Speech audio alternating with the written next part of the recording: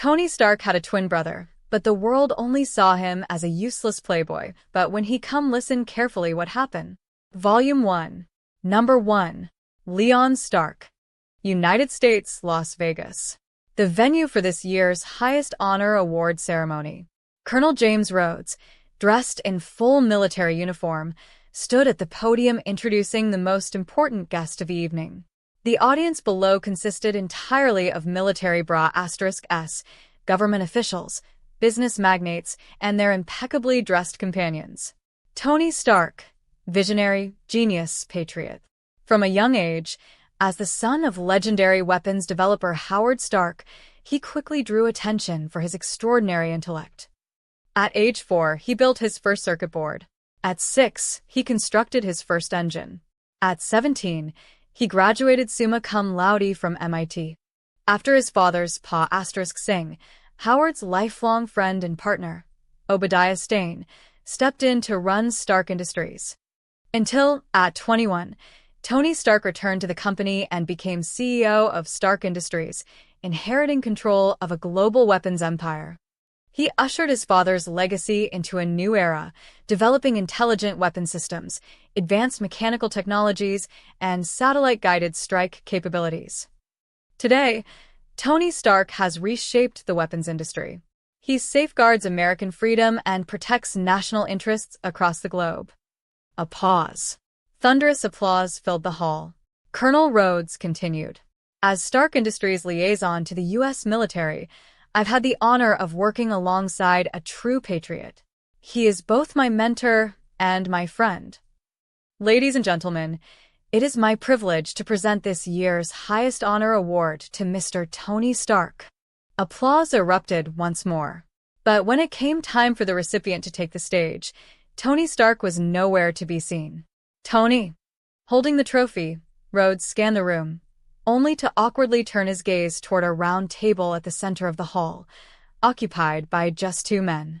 Locking eyes with Rhodes, Obadiah Stane began to rise, prepared to accept the award on Tony's behalf. But the young man seated across from him stood up first and strode confidently toward the stage. Obadiah, who had barely lifted himself 2.5 centimeters off his chair, had no choice but to sit back down, forcing a tight smile as he watched the newcomer accept the trophy. As the young man stepped onto the stage, a wave of astonished murmurs rippled through the audience. The reason was simple. Leon Stark was devastatingly handsome, roguish, effortlessly cool. Beneath his relaxed, mature exterior lingered the poise of someone accustomed to power. A slight curl at the corner of his lips was enough to radiate undeniable charisma. He was Tony Stark's twin brother, and the protagonist of our story, Leon Stark. Perhaps because they were fraternal twins, the Stark brothers were far from identical. In fact, many would argue Leon was far more handsome than Tony. As the younger son of the Stark family, Leon was infamous among America's elite circles, a wealthy playboy who did nothing but indulge in pleasure.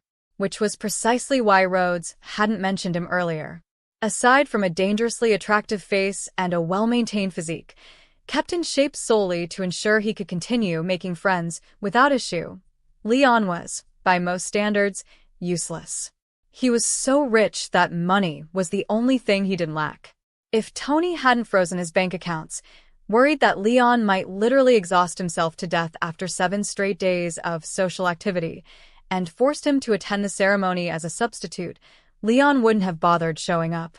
Why attend an awards ceremony when making friends was so much more enjoyable? Oh, thank God.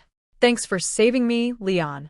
I was about 2 seconds away from dying of embarrassment, Rhodes muttered in relief. My pleasure, Rhodey. Leon grinned, then turned to face the audience. Holding the trophy casually, he examined it with exaggerated appreciation. Oh, this damn thing is beautiful. Applause burst forth instantly. Such was the influence of Stark Industries. Leon could have cursed outright and still received applause. He gestured for quiet, and the hall quickly settled. Thank you, everyone. Clearly, I'm not my brother. But if I were him, I'd tell you how honored and delighted I am to receive this award. As you all know, Tony's greatest strength and his greatest flaw is that once he starts working, he forgets to eat and sleep. Leon spoke effortlessly, praising his brother without so much as a draft. Meanwhile, Tony Stark was, indeed, neglecting food and sleep. At a nearby casino, after the ceremony ended, Rhodes and Leon went straight to find him. He was in the middle of shooting dice with a young model. "I can't believe you stood me up just to party with models," Rhodes complained. "They told me you'd be honored to receive an award from me." "Of course. I'm deeply honored to receive an award from Colonel Rhodes," Tony recited dryly. His gaze shifted toward Leon, who now had a date of his own and had just shoved Tony's remaining chips all in across the table. "So," Tony smirked, "where's my little trophy, Leon?" "Gifted it." Leon pointed to the model in his arms, who was currently trying very hard to balance the trophy against her chest. Ever the gentleman, Leon adjusted it helpfully when gravity began to intervene. "Feels pretty solid." Tony shrugged with a grin. It wasn't entirely clear whether he meant the trophy or the woman. "I give up on you too," Rhodes muttered, covering his face, though the 2.5-centimeter gap between his fingers suggested he wasn't that unwilling to watch. The Stark brothers exchanged a knowing smile. Behind them, Happy Hogan, large, solidly built, and unfailingly loyal, kept a vigilant eye on their surroundings, performing his duties as chauffeur and bodyguard with professional seriousness. They partied from 8 p.m. to 1 a.m. When it finally broke up, Rhodes reminded Tony repeatedly, "You're demonstrating your latest weapon system to the military tomorrow. Don't be late." Yeah. Tony waved him off, then glanced at Leon, who, despite having already gone 3 rounds earlier, was somehow still ordering takeout to bring home. "Leon, why don't you go in my place? You wouldn't want me to. Don't you dare." Leon cut him off immediately. "If you freeze my accounts again, don't blame me if I come at you with a knife one night. Pepper couldn't stop me, I mean it." "Fair enough." Tony shrugged. "You still don't understand the art of explosions, Leon." "Art of explosions?" Leon rolled his eyes. "Let one of our own missiles explode next to you, and see how artistic it feels." Outside the hotel, escorted by Happy and a team of security, the brothers prepared to get into their car. Just then, a blonde woman approached them. She wore an elegant black business suit, sheer stockings, and carried herself with composed, mature confidence. Leon's eyes lit up instantly. Number 2. Never mock a young woman's poverty. "Mr. Stark." "Excuse me, Mr. Stark. I'm Christine Everhart from Vanity Fair. May I ask you a few questions?" The female reporter, Christine Everhart, was stopped at the perimeter by 2 tall, broad-shouldered bodyguards in black suits and **SES. Since she had called out only Mr. Stark, it was unclear whether she meant Tony or Leon. At least Leon **summed she meant him. Tony had already slipped into the limousine, while Leon, an arm still around the model from earlier, was just about to follow. Happy Hogan gave Christine a quick once-over and murmured to the brothers, "Not bad." "Really?" "×2. Tony and Leon perked up at the same time, but Leon had the positional advantage. Without hesitation, he gently but firmly handed the model, whom he hadn't yet properly gotten to know, into Tony's arms. "She's yours, big bro." "You little." Tony laughed, wrapping an arm around the model's slim waist. He signaled Happy to drive off first, just in case the reporter had been looking for him rather than Leon. Before the car pulled away, Tony added, "Have your fun, but be safe. Don't cause any headlines." "I'm flying out tonight." Leon grinned and nodded. Watching the limousine disappear, he turned to the bodyguards. "Let her through." With their employer's permission, they stepped aside. "Lovely night, isn't it?" Christine approached with a polished, professional smile, glancing briefly at the departing car before focusing on Leon. "If you stood out here in the cold all night, just ask that," Leon replied lightly. "I'm afraid we don't have much to talk about." He lifted a hand as if to dismiss her. Christine immediately dropped the flirtatious tone and seized the opportunity. "Mr. Leon Stark, some people call your brother the modern-day Leonardo da Vinci." "What do you think of that?" "Ridiculous. He doesn't paint." Leon smirked. "Unless you're talking about abstract splatter, then sure, Tony's a master." But clearly, I'm more deserving of the Da Vinci title. Christine's lips twitched. And what about Tony's other nickname? The Merchant of Death. Cool. Leon gave a low whistle and tilted his head, openly and unapologetically letting his gaze roam. Despite the chilly breeze, Christine's white blouse had a button undone at the collar. Whether intentional or not, Leon found it noteworthy. Let me guess, you went a brown? MHM. Christine lifted her chin slightly, proud. Thought so. Only a place famous for independence and rebellion could produce someone as sharp-tongued as you. His tone carried a trace of irony before turning measured. Miss Everhart, the world isn't perfect. But we don't get to opt out. We do our best, from wherever we stand, to shape it into something better. The day weapons are no longer needed to preserve peace. I'll personally convince Tony to build children's hospitals instead. You've rehearsed that speech, haven't you? Christine shot back. Of course, Leon admitted easily. I practice in the mirror every night before bed. That shows. He shrugged. Care to come over and see how I practice? Christine maintained her professional smile. Could you answer seriously, please? Fine. Leon's expression shifted. There's an old saying. There's a difference between having a sword and choosing not to draw it.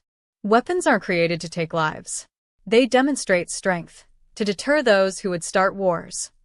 That deterrence protects civilians.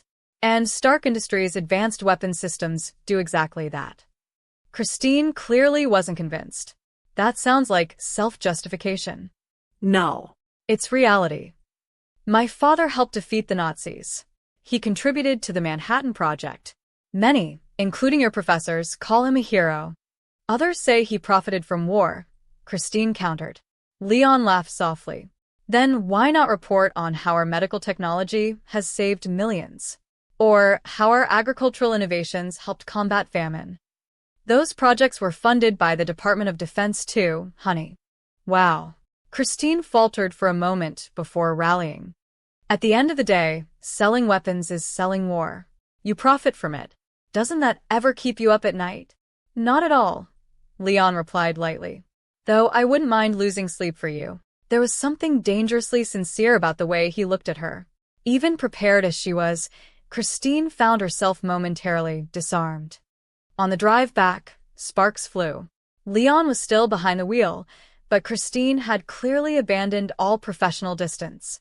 Even someone as experienced as Leon found it hard to keep his focus steady.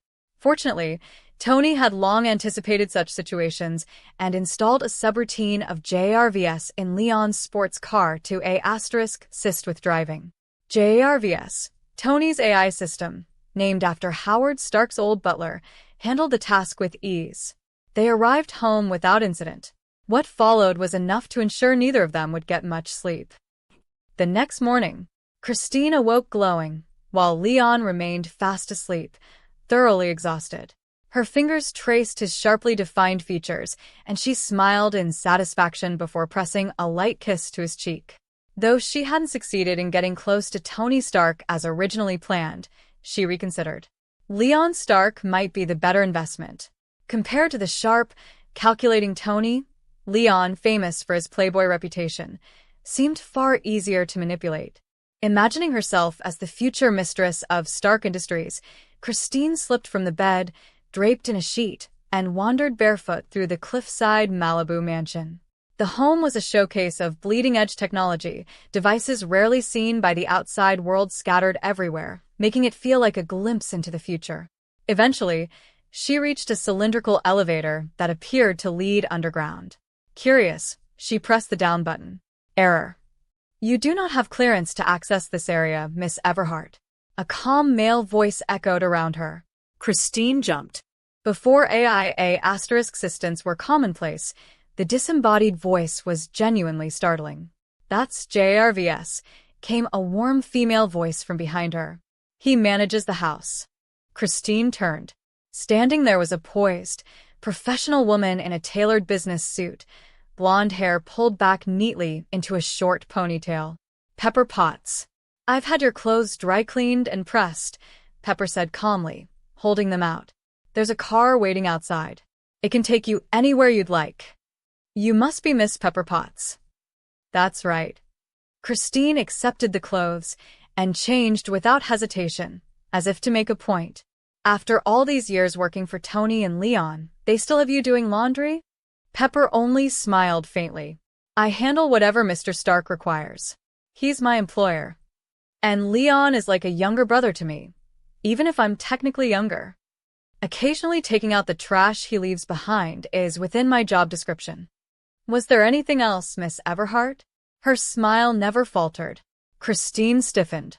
With Pepper standing guard, lingering would only invite humiliation. Better to retreat for now, and return once she had Leon firmly in hand. At that point, Pepper Potts would be nothing more than an employee. Never mock a young woman's poverty. Number 3. Full coverage semi-truck. What the hell did I do this morning? At the same time, Bagram Air Base, Afghanistan. At the U.S. military testing site, nicknamed the Junkyard, Tony Stark flawlessly demonstrated his latest weapon to the military, the Jericho missile. Both sides were extremely satisfied. Champagne had already begun to flow. Tony had a habit. Every deal exceeding $500 million came with a complimentary case of champagne. It was his way of showing appreciation to major clients. To peace. To peace. Times N. Tony raised his GLA*S, and the A*-assembled officers echoed him enthusiastically. Tony. Obadiah Stane appeared via video call. Hey, Obi. Tony greeted, stepping aside with his flip-rotating phone. On the other end, Obadiah leaned against his headboard, looking as though he had just woken up. I couldn't sleep without knowing the results. How did it go? When I handle it, no surprises. It's like Christmas over here. Take a look. Tony flipped the screen and showed him the celebratory scene. That's a relief, Obadiah replied. After ending the call, Tony casually boarded an armored Humvee heading back to base. Unfortunately, it wasn't the one originally A** signed to him. Rhodey had suggested Tony ride with him instead. I'm already in the car, and now you're telling me this? Tony shot back, roadside, and let it go. After all, who would dare ambush the world's most famous weapons supplier right outside a U.S. Air Force base? Reality, however, had other plans. On the return route, the convoy came under heavy fire. Rat-a-tat-tat. Boom. Most of the soldiers didn't even have time to react before armor-piercing rounds tore through them. Tony barely escaped out the opposite door. He tried using his phone to call for help, no signal. The attackers had come prepared. Shit. Can someone tell me what the hell is going on? Then, a missile slammed into the ground near him. Tony's pupils shrank in terror. Stamped clearly on the missile casing were the words, Stark Industries. The irony was suffocating. Leon, you jinxing bastard. That was all he managed to shout, before the explosion hurled him through the air. Shrapnel tore through his vest. Blood poured from his chest. Within moments, Tony Stark lost consciousness. News spread rapidly, helped along by certain interested parties. Tony Stark attacked by terrorists. Status unknown. Pepper Potts learned of it almost immediately. Malibu Mansion. Leon was still asleep when quiet sobbing pulled him from his dreams. JRVS. What's going on? Sir. Before the AI could finish, Pepper, eyes red and swollen, rushed forward and threw herself into Leon's arms. Leon. Tony, he might be. She broke down entirely. JRVS calmly delivered the report. Tony Stark had been ambushed by terrorists. His survival was uncertain. What? Leon felt as though the sky had collapsed. He couldn't imagine a future without Tony. Pepper, he said steadily, forcing composure. There's a saying, scoundrels live 1,000 years. My brother's too stubborn to die. I'll go find Uncle Obi. He's got connections everywhere. If anyone can fix this, it's him. Pepper was too shaken to even stand. Leon helped her to the couch before racing out, flooring his accelerator towards Stark Industries headquarters. JRVS, call Uncle Obi. Right away, Master Leon. Click. Hey, Leon. Obi, you already know about Tony, right? Any updates? I'm on my way to the office. No need. What do you mean, no? Leon's words died in his throat. Up ahead, a fully loaded semi-truck barreled down the road, in the wrong lane, straight at him. Shit. Leon jerked the wheel and executed a hard lateral drift. JRVS engaged the vehicle's stabilization servos at full capacity. Screech. The brakes screamed. The tires nearly shredded. The car came to a stop. But the truck didn't slow down. It was coming directly for him. Shit. Boom. The sports car was smashed and sent flying off the cliffside highway. The airbags deployed instantly. But Leon had already blacked out. Boss.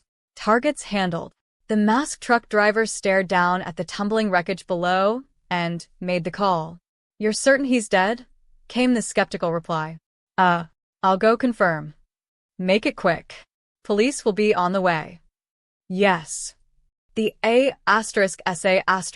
Sin mounted a pre-prepared amphibious jet bike from the truck's cargo hold and descended. Leon was still barely breathing. To ensure finality, the killer dragged him from the wreckage and emptied an entire magazine from a .50 caliber Desert Eagle into his head. The result was unrecognizable. Then he chained the body to a weighted stone and sank it far offshore.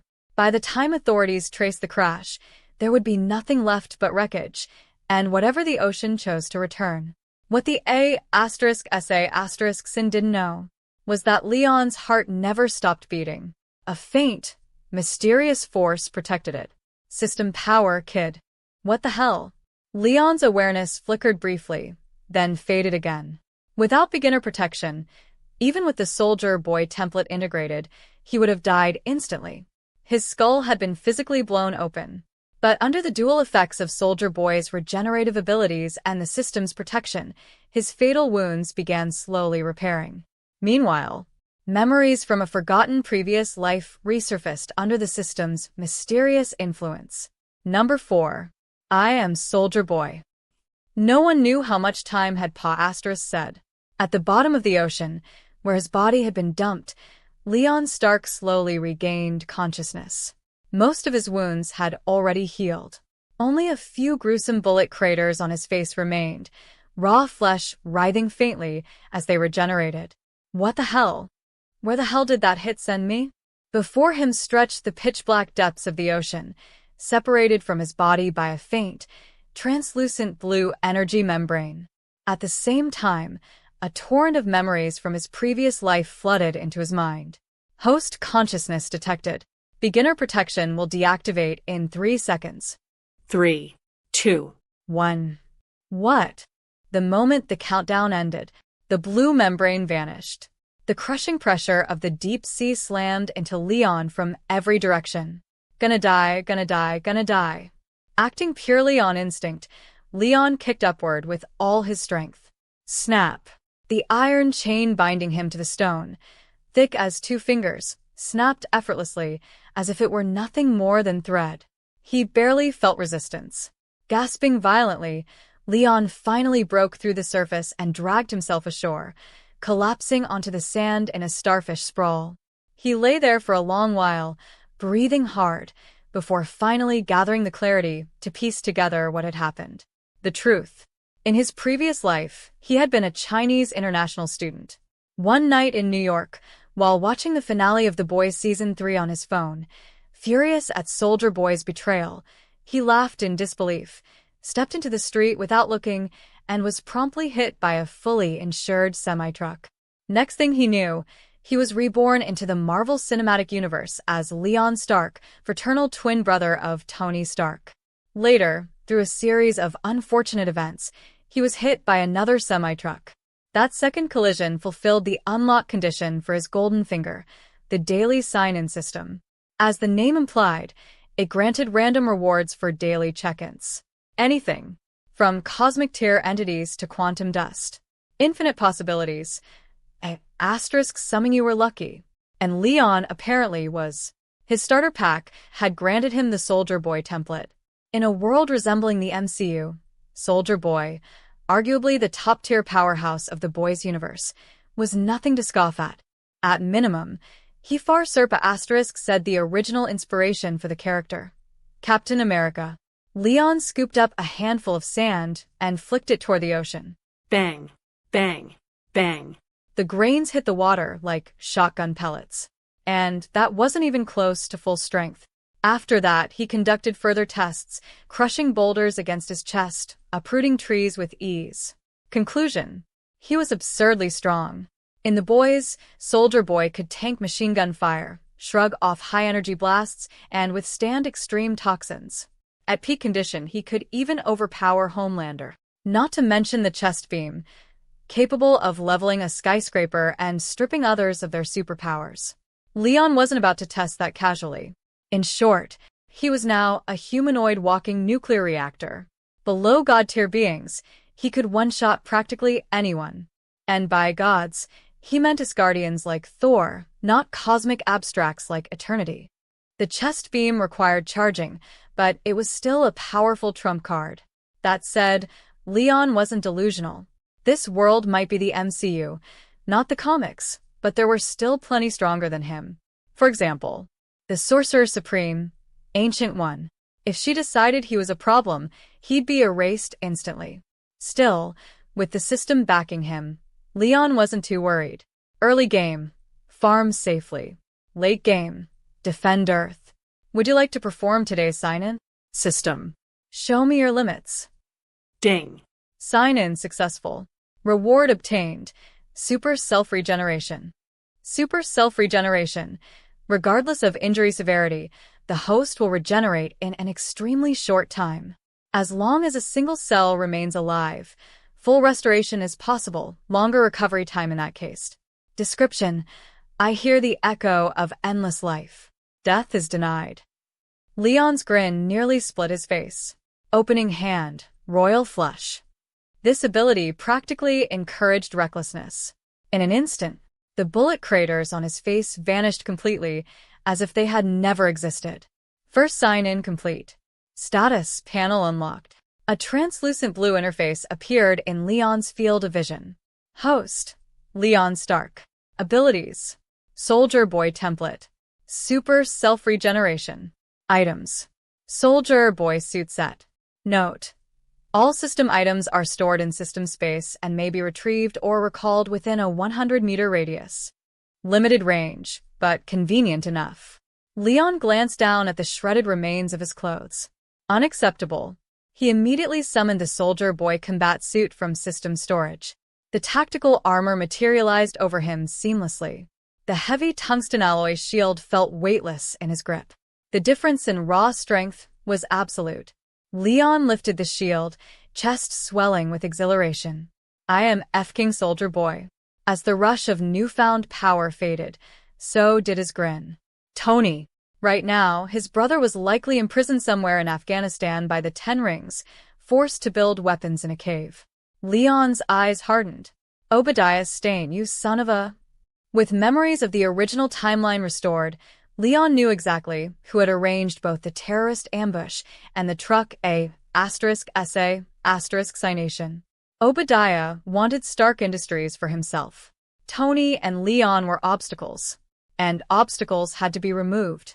Leon began running. At full speed, he outpaced most civilian vehicles. Since the crash site wasn't far from home, he reached the Malibu mansion in minutes. Pepper wasn't there. She was likely out desperately working contacts to locate Tony. Leon stood in the empty living space, shield in hand. The game had changed. Number 5. Jet Sliger.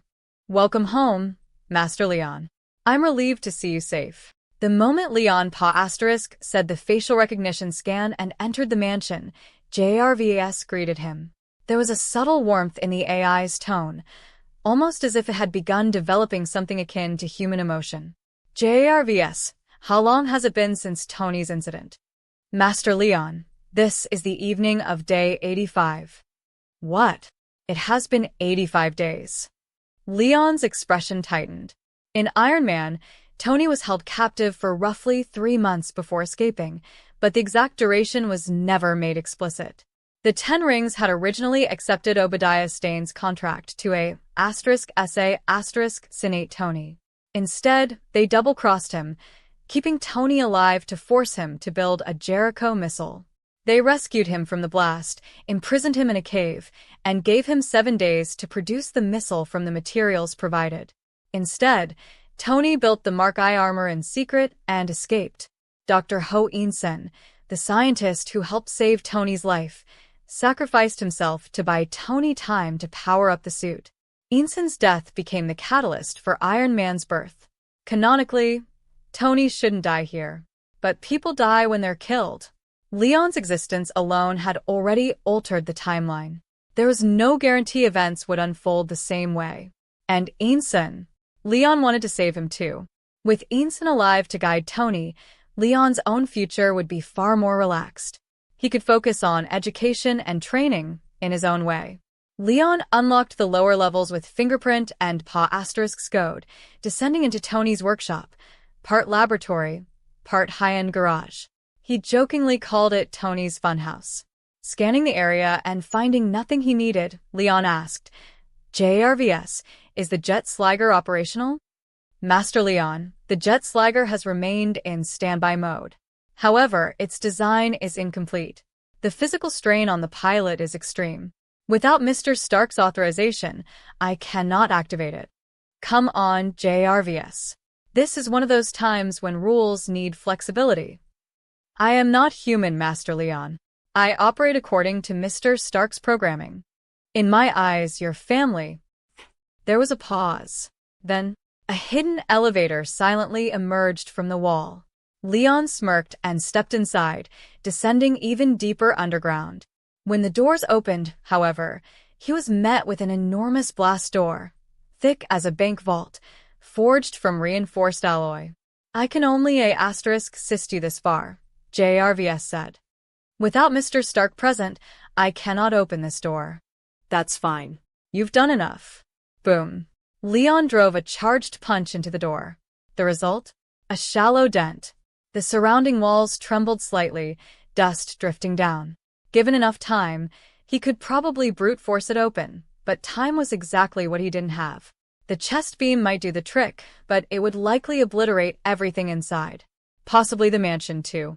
According to Mr. Stark, this door can withstand the shockwave of a nuclear blast, JRVS added.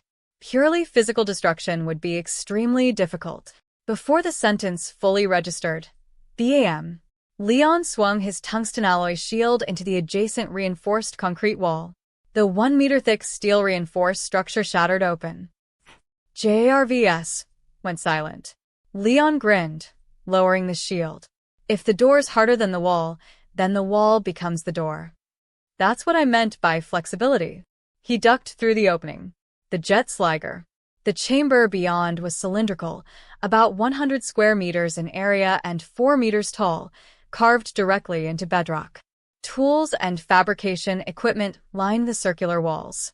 At the center sat a *sieve, jet black machine, larger than a standard sedan. A monstrous motorcycle. The jet slagger. Years ago, Leon had described it to Tony after dreaming about it. He'd nagged his genius brother relentlessly until Tony finally built it. Leon approached, running a hand across its cold metallic surface. JRVS began its overview. Pre-conceptual design, Mr. Stark installed multiple jet exhaust ports along both sides and the rear of the jet slagger. Combined with the custom omnidirectional wheel hubs, it possesses maneuverability far beyond conventional motorcycles. It is capable of rotational spins, lateral drift movement, and low-altitude hover. Additionally, a submersible module has been integrated, granting full sea-land-air capability. Maximum underwater speed, 100 km per hour. Surface water, 650 km per hour. Land, 1,300 km per hour. Air, 2,500 km per hour. The vehicle is electrically powered. Its energy source is a medium-sized arc reactor. Leon froze. A medium-sized arc reactor? That liar. He had once suggested miniaturizing the arc reactor for propulsion. Tony had dismissed it as impossible. Apparently it wasn't. In fact, JRVS added gently, "Mr. Stark completed the medium-scale arc reactor design the day after you proposed it." Leon went quiet. Of course he did. Tony Stark. JRVS started. Leon stored his shield back into system space and mounted the jet Sliger. I must reiterate, JRVS warned. The design remains incomplete. The strain on the pilot exceeds that experienced by fighter jet pilots by over threefold. An ordinary human would not survive. Do I look ordinary? Let's move. After a brief pause. As you wish, Master Leon. The engines roared to life with the thunder of a jet preparing for takeoff. The metal floor beneath the vehicle separated into a circular platform 6 meters wide, descending slowly into a launch shaft. Simultaneously, along the cliff face beneath the Malibu mansion, a concealed aperture split open. A sleek metallic launch track extended outward over the Pacific. Wind howled. A black blur, too fast for the naked eye, shot from the cliffside and tore across the ocean sky. Leon Stark, riding the jet Sliger. Destination: Afghanistan. JRVS, handle navigation and airspace clearance. It is my honor, Master Leon. The game was no longer bound to the script. Iron Man was about to gain backup. Number 6. The night before dawn. Pacific Ocean. Above the calm surface of the sea, Leon's jet Sliger tore through the air at Mach 2.04, skimming low over the water. Honestly, this isn't that much pressure. Seated in the cockpit, Leon felt like he could take a nap. A mere dozen or so GS of force. With the Soldier Boy template fully integrated, the strain was negligible. Master Leon, would you like me to inform Miss Potts and Colonel Rhodes that you are safe? JRVS asked. Not yet. I'll tell them after I bring Tony back. Understood. How long until we reach Afghanistan? At current velocity, we will reach Afghan airspace in approximately 5 hours. Estimated arrival time, 2:50 a.m. local time. Good. Wake me when we get there. As you wish.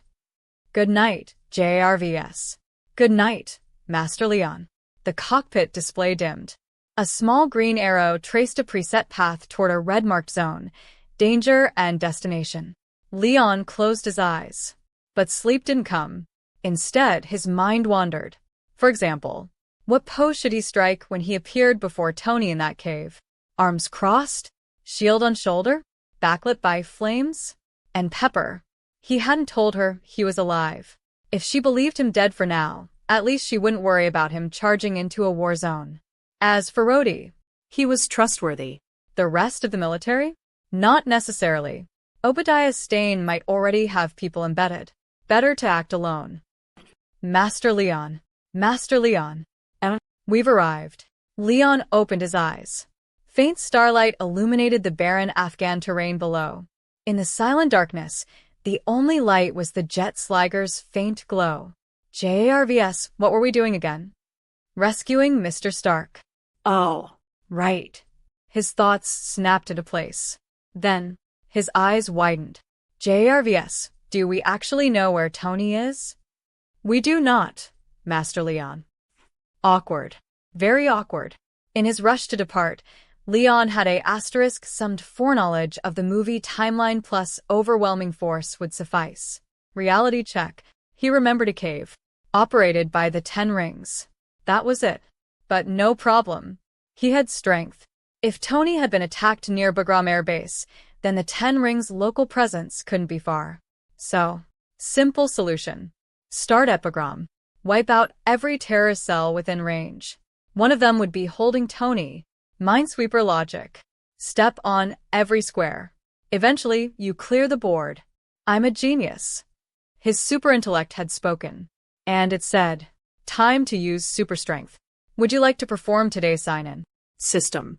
Don't disappoint me. Ding. Sign-in successful. Reward obtained. Infinite Desert Eagle.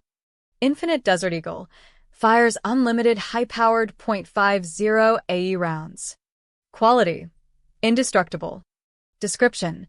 The first shot announces my arrival. The second declares your departure. But ask yourself, is it truly just a handgun? Leon blinked. There's a quality rating now. Indestructible? He summoned the weapon. Without hesitation. Bang. Bang. Bang. Bang. Bang. Hundreds of rounds discharged in rapid succession. Smoke curled from the barrel. The gun showed zero wear. Not even heat warping. Leon narrowed his eyes.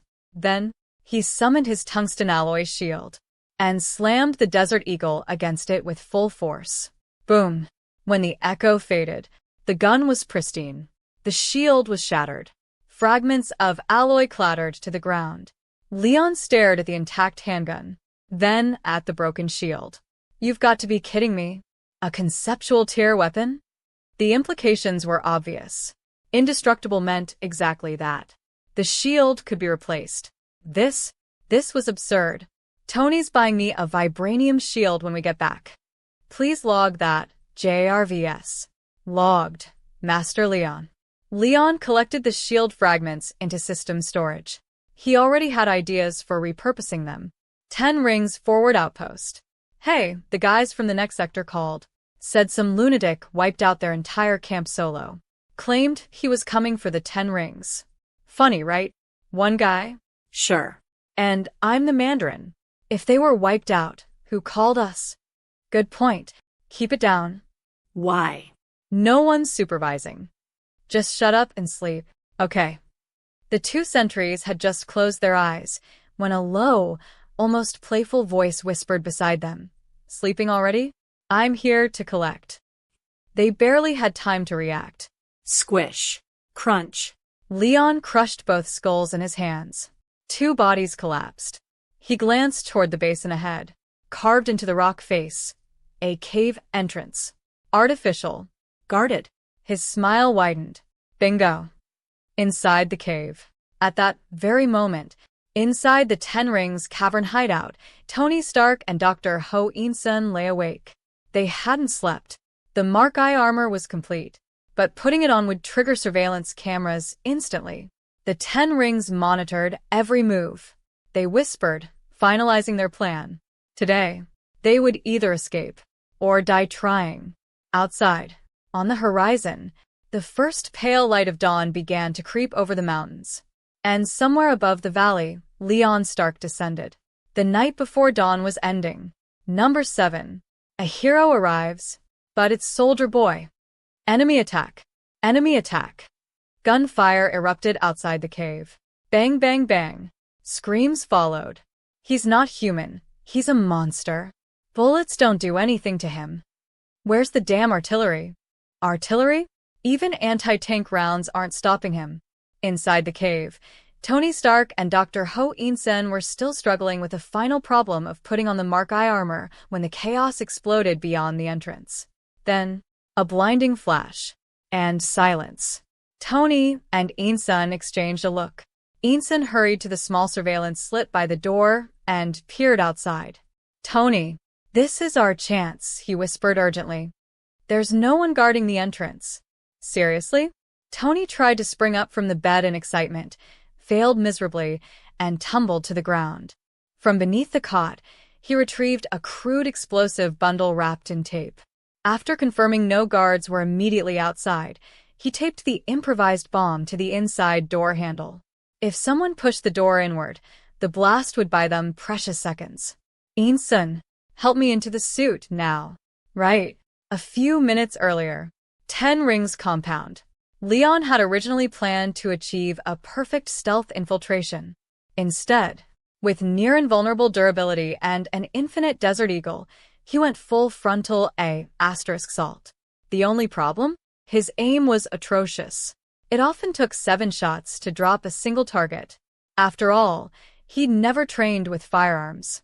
Not long ago, he'd been a pampered playboy with barely the strength to open a jar. Fortunately, infinite ammo solved most problems. The Desert Eagle roared like a handheld machine gun in his grip. The bald 10 Rings commander saw the situation spiraling and barked orders to his bearded lieutenant. He's dangerous. Move Tony Stark and Ho In-sun immediately. I'll cover. Yes, boss. The lieutenant grabbed a squad and rushed toward the cave. Leon noticed. After missing several shots, he stopped pretending. Light began to gather in his chest. 3 seconds of charge. Boom.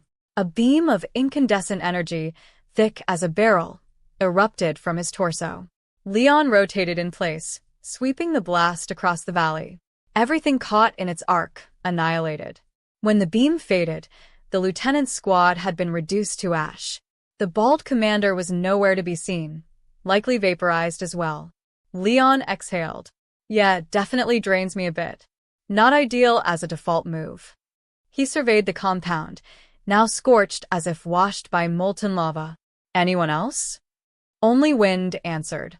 The stench of charred flesh made him wrinkle his nose. It seemed the 10 Rings outpost was effectively wiped out. Back in the cave, Tony and Insun had nearly finished assembling the Mark I. Footsteps echoed faintly outside. Insun, hurry. I think I hear someone. Almost done. What next? Power sequence only.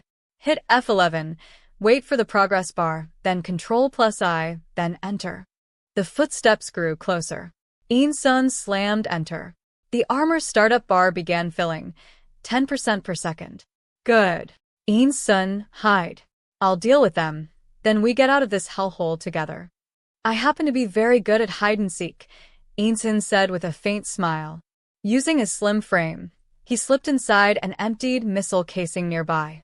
Unless someone physically moved it, he'd remain hidden. Tony watched the progress bar climb. 80%. 90%. His heart pounded. 100%. The cave lights flickered, then died. Silence. Outside the door. Boom.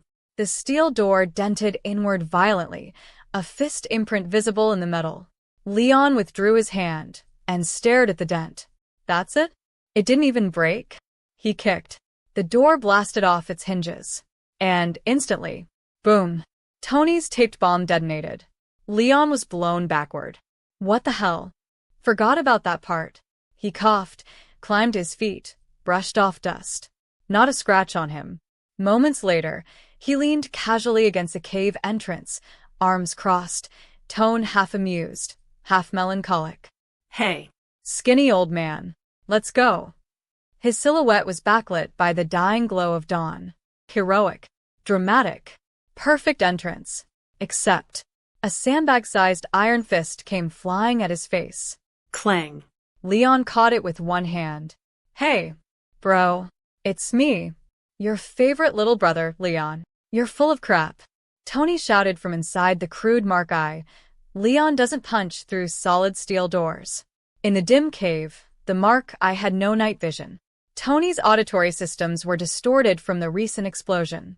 All he saw was a *Civ silhouette. He launched into a flurry of heavy swings. Leon sighed. Well, if words don't work. He slipped past Tony's hooks and delivered a clean, unembellished uppercut. The kind that doesn't need special effects. Wham! The Mark I suit smashed into the cave ceiling. Rocks rained down. Tony crashed to the ground. Silence returned to the cave. The dawn outside crept closer. And history had just officially gone off script. Number 8. The flesh is weak. Ascend through steel. After finishing a shower, Leon walked into the living room just in time to see a replay on the *Civ screen. Tony stood before a sea of reporters. Mr. Stark, what exactly happened during your captivity? I saw young Americans killed by weapons I created to protect them. And I realized that the system is comfortable with irresponsibility, and I was part of it. Tony paused, then stepped back up to the podium. I've had a change of heart. I believe I have both the ability and the responsibility to contribute more to this world, beautiful as it is flawed, than simply building weapons designed to explode. So, effective immediately. I am shutting down Stark Industries' weapons manufacturing division. The room erupted. Obadiah Stane immediately rushed on stage, trying to soften or redirect Tony's declaration. But what was said. Tony's decision was final. Leon lost interest in the replay and turned off the television. He was just about to head upstairs for some long overdue sleep when, Master Leon, Mr. Stark is calling, JRVS informed him. Put him through. Leon, what are you doing? I'm not coming home tonight. Pepper's got me chained to the office handling fallout from the weapons division closure. And if I get back and see that cover model we bet on in my bed, I swear I'm kicking your *S. Oh, poor Tony, Leon replied sweetly. I only care about my dear big brother. Then he hung up. as if he'd listen. I do what I want. Going to sleep. Good night, Master Leon. Night, JRVS. When Leon finally woke up, hair a complete mess, it was already noon the next day. Downstairs, in Tony's workshop beneath the Malibu mansion, clang. Clang. Clang. Metal rang out rhythmically. Are you trying to kill my sleep schedule? Leon yawned as he rode the elevator down. Perfect timing, Tony said, holding out a newly fabricated miniature arc reactor. Swap this in. Couldn't Pepper do that? Leon glanced at Tony, who was already lying back shirtless. I don't want her worrying. She's got enough on her plate. There was an unusual softness in Tony's voice. Fair enough. Leon quickly removed the old arc reactor and installed the new one with practiced efficiency. What about the old one? He tossed the small, life-saving device lightly in his palm. Keep it. Trash it. I don't care. Tony pulled his shirt back on and returned to a asterisk resembling his neck suit. He had once dismissed personal power. Money solved problems. Until it didn't. After being kidnapped. After seeing Leon display near superhuman strength. Tony's perspective had shifted. At the very least, he needed to assert himself as the older brother. He refused to be the billionaire genius constantly rescued by his kid brother. If Leon was going to be formidable, then Tony would be iron. Together. Focused and determined, Tony became so immersed in construction that he didn't notice Leon doodling on the back of his shirt. The robotic arm dummy noticed. It tried to gesture a warning, until Leon crushed the paint marker in its claw into a useless lump. Dummy immediately pretended it had seen nothing. Boring. Leon soon lost interest in watching the Mark II armor take shape. It was fascinating, sure, but mostly incomprehensible. System, you there? Query. Would you like to complete today's sign-in? I hear you, hold on. Out of the corner of his eye, Leon spotted something in the workshop corner. A circular shield. Red, white, and blue. A star at the center. Captain America's shield. A replica, of course. The real vibranium original was still frozen in the Arctic alongside Steve Rogers. Leon walked over, heart racing. He set the old arc reactor aside and picked up the replica shield. System. I hear destiny knocking. Activate. Leon, why are you yelling? Get out. Tony snapped. Sure thing, big bro. Leon set the replica shield down and left immediately. Because if he stayed any longer, he'd burst out laughing in front of Tony. The moment he reached his bedroom, he did. Ha ha ha. I did it. I freaking did it. The system notification echoing in his mind was sweeter than music. Ding. Daily sign-in complete. Reward obtained. Adamantium skeleton. Leon froze. Then grinned like a maniac. Adamantium skeleton. Constructed from the hardest known metal on Earth. Molecular formula lost. Indestructible, heat-resistant. System-enhanced integration. No toxicity. No side effects. Description. Congratulations. You are one step further away from being human. Leon's mind raced. Looking back at previous rewards, he was now almost certain. The daily sign-in system's rewards were influenced by his current condition, environment, and the objects he interacted with. Possibly even story-relevant individuals nearby. If that was true, then the system wasn't random. It was manipulable, which meant infinite potential. Just as Leon began fantasizing about punching gods and kicking cosmic tyrants, a pain unlike anything he had ever felt pierced through him. It was not surface pain. It was bone-deep. Notice. Adamantium skeleton integration commencing. Now. Leon choked out. You couldn't mention that earlier? He had summed it would be painless. He was wrong. The agony was immediate and catastrophic. Then, black. He collapsed flat onto his bed, limbs splayed. Eyes rolled back. Foam at the mouth. Occasional spasms. From the outside, he looked like he was peacefully asleep. In reality, his entire skeletal system was being replaced at the molecular level. Meanwhile, Tony's Mark II armor had taken on a recognizable form. By coincidence or fate, the brothers were forging their own versions of an iron body. One through engineering, won through forced evolution. As if echoing an old saying, the flesh is weak. Ascend through steel. Notice, adamantium skeleton CLA asterisk Sifid as innate physiology. Scales proportionally with host strength. No upper limit. Notice, super self-regeneration fully compatible with adamantium skeleton. No interference detected. Number 9. I'm the real one playing dirty. When Tony regained consciousness, he had already been dragged out of the cave, along with the Mark I armor, by Leon. Even Dr. Ho In-sen, who had been hiding inside a missile casing, was discovered after Leon conducted a thorough sweep of the area. After a lengthy and persuasive explanation, In-sen finally accepted Leon's claim that he was Tony's younger brother. And when he saw the devastation of the Ten Rings encampment, he had little choice but to believe it. It was too brutal. Most of the Ten Rings militants hadn't even left behind bone fragments. They were simply gone, reduced to nothing. The few remains that could be found were charred beyond recognition. Not long after, Tony, who had earlier been knocked unconscious by Leon, finally came to. Hiss, my jaw. The helmet of the Mark I flipped open as Tony winced in pain. Tony, are you alright? In-sun hurried over. Ha. Well, I'm still alive, at least. Tony gave a bitter smile, then suddenly remembered something. Where's that lunatic pretending to be my brother Leon? I'm blasting him the second I see him. Big brother, who exactly are you planning to blast? Leon had just returned after washing his face. The early morning sunlight illuminated his sharp, almost devilishly handsome features. For a moment, Tony genuinely wondered how someone this good-looking could also be such a menace. Leon, good timing. Some guy was impersonating you just now, wait. Leon? What are you doing here? Tony stared at him in disbelief.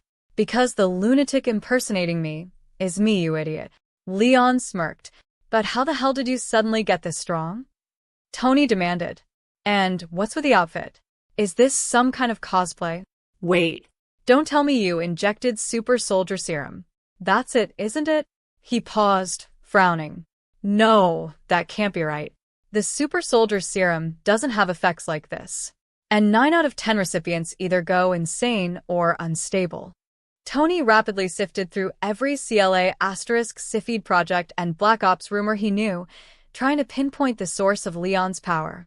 Naturally, he would never guess it was because of a system. Relax, big brother. I'll explain it properly later. It's a long story. Then make it short. Tony wasn't about to let this slide. If Leon's new abilities came with side effects, like how the super soldier serum amplifies a person's inner nature, then it had to be dealt with immediately. Leon was his only brother. With a sigh, Leon gave a simplified version of the truth. He'd been hit by a truck, nearly died, and somehow awakened extraordinary abilities. He omitted the daily sign-in system. Everything else, however, was true. Tony couldn't find a flaw in the explanation. Damn it. Tony's expression darkened. Who's targeting our family? Let's head back first, Leon said. The problem might be internal, or someone close to us. Stark Industries has made plenty of enemies. Tony nodded. Thinking back to the weapons he'd seen in the Ten Rings camp, Stark Industries weapons, everything was painfully clear. Someone had been selling them to Afghanistan without his authorization. Maybe even... Tony cut off the thought. Instead, he changed the subject. Leon. Can you fly? No. Leon punched his chest lightly. Do I look like Superman to you? Good. Tony grinned. Then let your big brother show you what real flight looks like. Like an excited child, Tony activated the Mark I's crude thruster system. With a manual ignition switch on the forearm, the suit roared to life, belching gray exhaust as it shot upward. Woohoo! We have liftoff. Leon, you see this? A man-carrying flight suit. One of a kind. He hadn't risen very high before the cobbled-together propulsion system violently disintegrated midair. Eaha! Tony entered free fall. Leon covered his face with his hand. Show off. Now look at you. What do we do? In-sun cried. If he hits the ground like that, he'll be seriously hurt. What do you think? Leon replied. I catch him. His brother. His responsibility. Leon locked onto Tony's descent path, bent his knees, and launched himself over 10 meters into the air.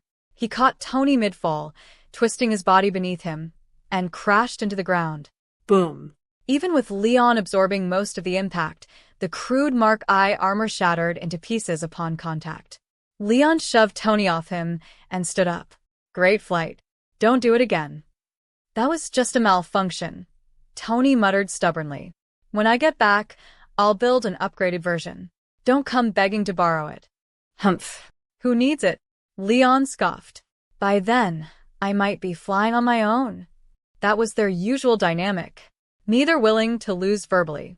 Both soft at heart. Eun-sun raised a hand timidly. How are we leaving? All the 10 Rings armored vehicles are destroyed. Most of them melted. Tony immediately turned toward Leon. Leon didn't disappoint. He tapped the Bluetooth earpiece at his ear. JRVS, bring the jet Sliger here. Yes, Master Leon. 5 kilometers away, the jet Sliger activated. 15 seconds later, it arrived beside them. You actually brought that thing out here? Tony stared. You've got a death wish. Then he remembered Leon's enhanced durability and decided maybe it wasn't that crazy. But the cockpit only fits 2 people. You designed it for impressing girls. And Eun-sun and I can't handle its load capacity at high speed. We die. Simple, Leon shrugged. We squeeze. And go slow. Sir, JRVS spoke through the vehicle system. I am relieved to confirm your safety. Oh, JRVS. Tony placed a hand over his heart dramatically. Hearing your voice again is the best moment of my life. Without JRVS, every day had been suffering. Soon, the 3 of them mounted the jet Sliger in the most awkward configuration imaginable. Tony in front, Leon in the middle, Eun-sun in the back. Leon, your gun is poking me. Gun. You. Let's go. Home. With their bickering echoing across the ruins, the jet Sliger slowly departed the devastated 10 Rings camp. Half an hour later, rubble shifted somewhere in the wreckage. A bald man, his body covered in burns, crawled out. It was the leader of this 10 Rings cell. He had survived.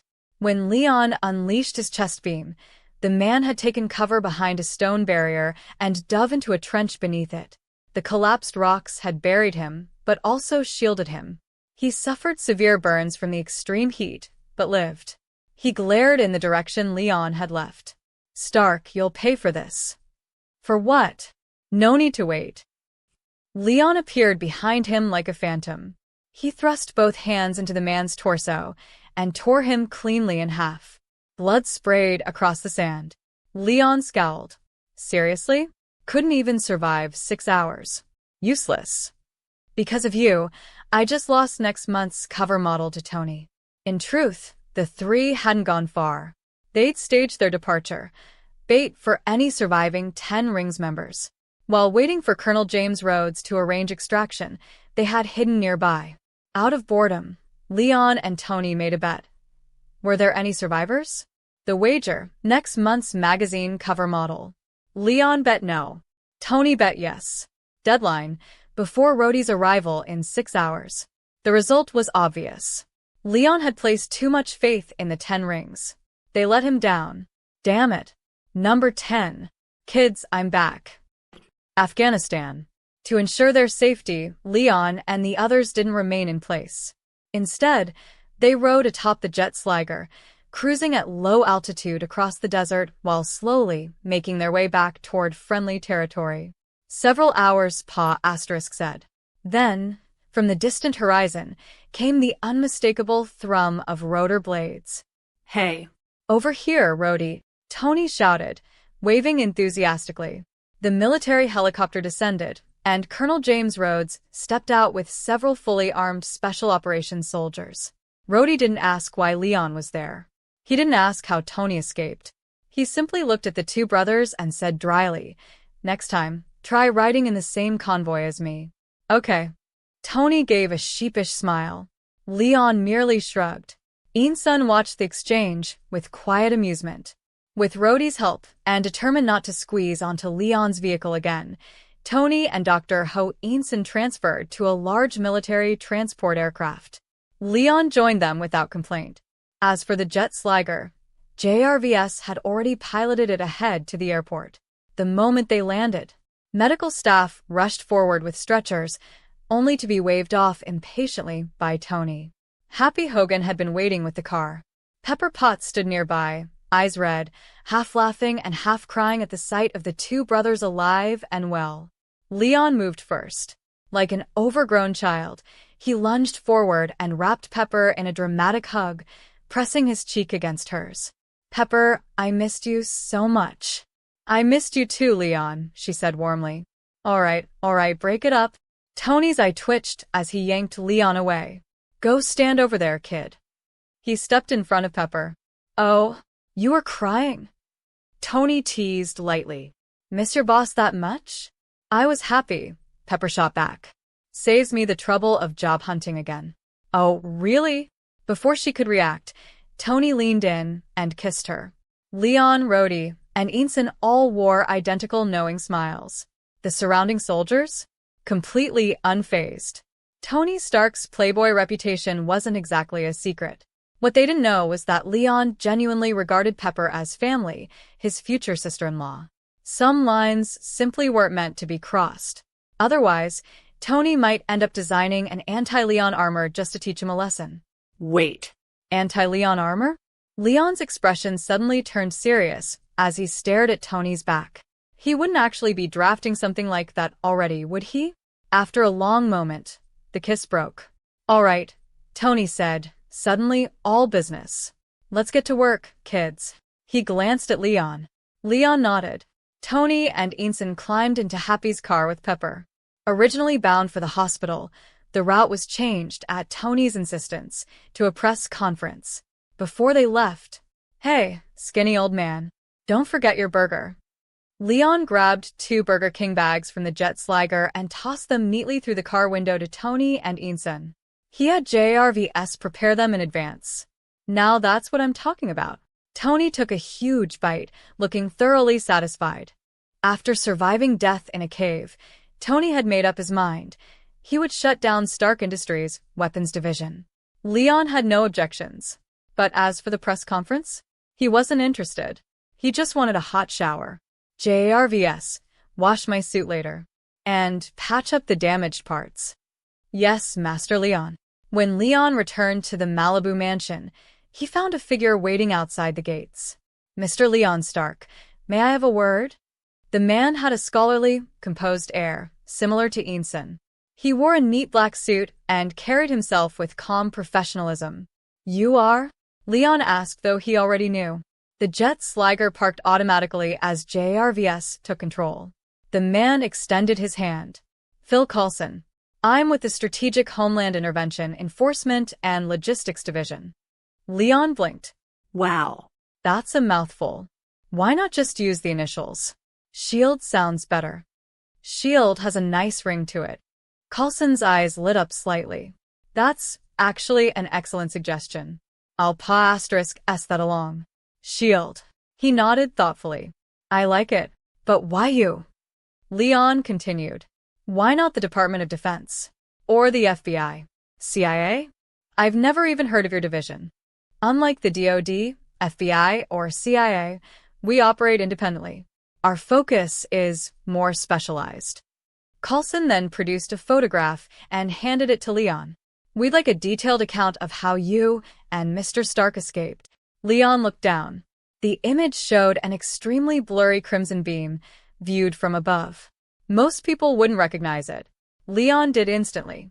It was his chest beam. Radiation interference had distorted the satellite image so badly it looked like a censored blur. At the time, Coulson explained calmly, radiation levels in that region spiked dramatically. We initially suspected a reactor detonation. Our satellite captured this anomaly. He met Leon's gaze.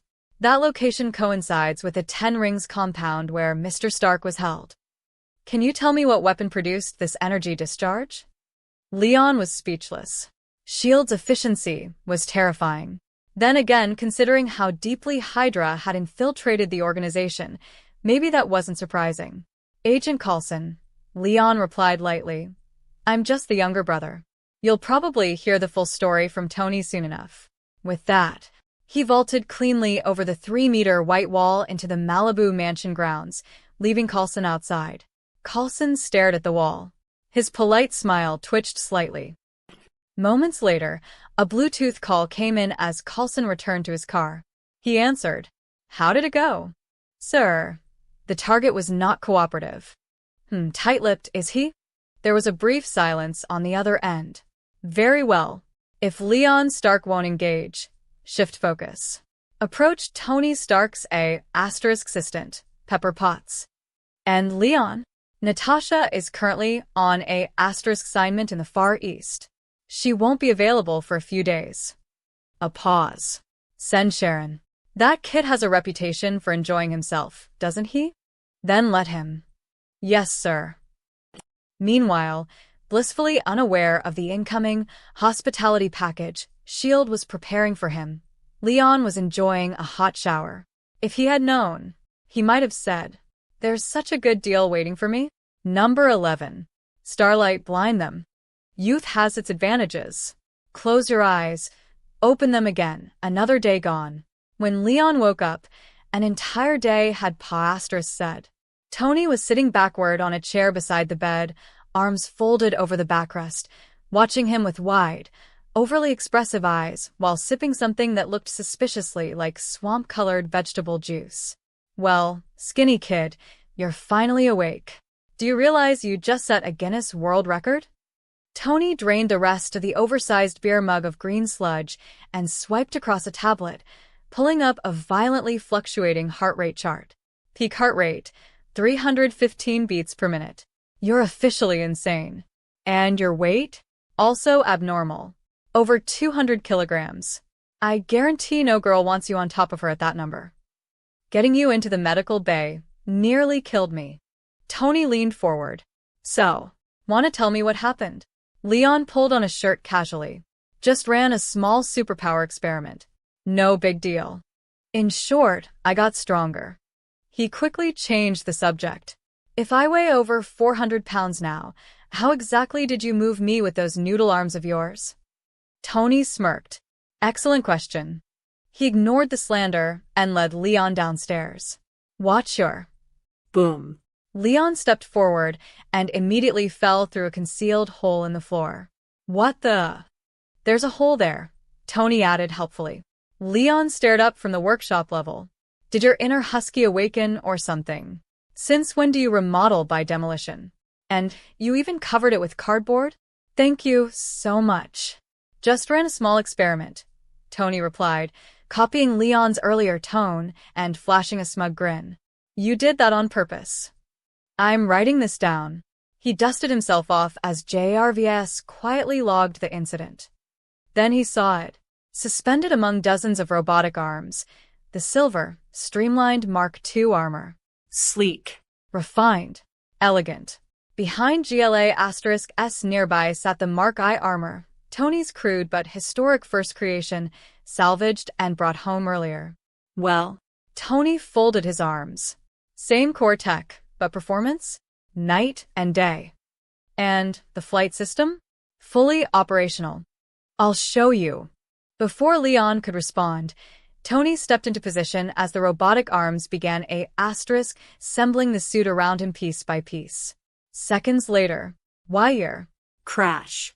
Tony shot upward and immediately smashed into the ceiling. A second hole appeared. Leon stared at the flattened million-dollar sports car beneath Tony's armored body. That's it? That's why you dug a trap for me. Minor calibration issue. Tony rubbed the side of his helmet awkwardly. JRVS, Flight A**Syst. Sir, you disabled the Flight A**Syst during your first test. Right. Tony lay there, staring at the ceiling from the wreckage. Flight control needs refinement. And the icing problem at high altitude still isn't solved. He was already problem-solving mid-crash. Leon shook his head. Maybe this was what being a genius meant. He walked over and casually rested a hand on the Mark II's plating. Query, would you like to complete today's sign-in? System, feed me. Ding. Daily sign-in complete. Reward obtained. Starlight template. Leon's eyes widened. Leon almost laughed out loud. Perfect timing. Not only did this further boost his base physical stats, it solved the biggest limitation of the soldier boy template: flight. Maybe not supersonic yet, but hovering? Definitely. And with Leon's superior baseline physique, the output would exceed Starlight's own performance. He skimmed his updated status internally. Host. Leon Stark abilities. Soldier boy template. Super self-regeneration. Adamantium skeleton. Starlight template. Items. Soldier boy suit set. Infinite desert eagle. Quality. Indestructible. The Starlight template fused almost painlessly compared to the adamantium skeleton. No agony. No blackout. Clean integration. Leon suddenly slapped Tony's shoulder armor. Watch this. What? Before Tony could react, Leon began absorbing electricity from the surrounding grid. It wasn't gradual. It was predatory. The workshop lights flickered. Power conduits hummed.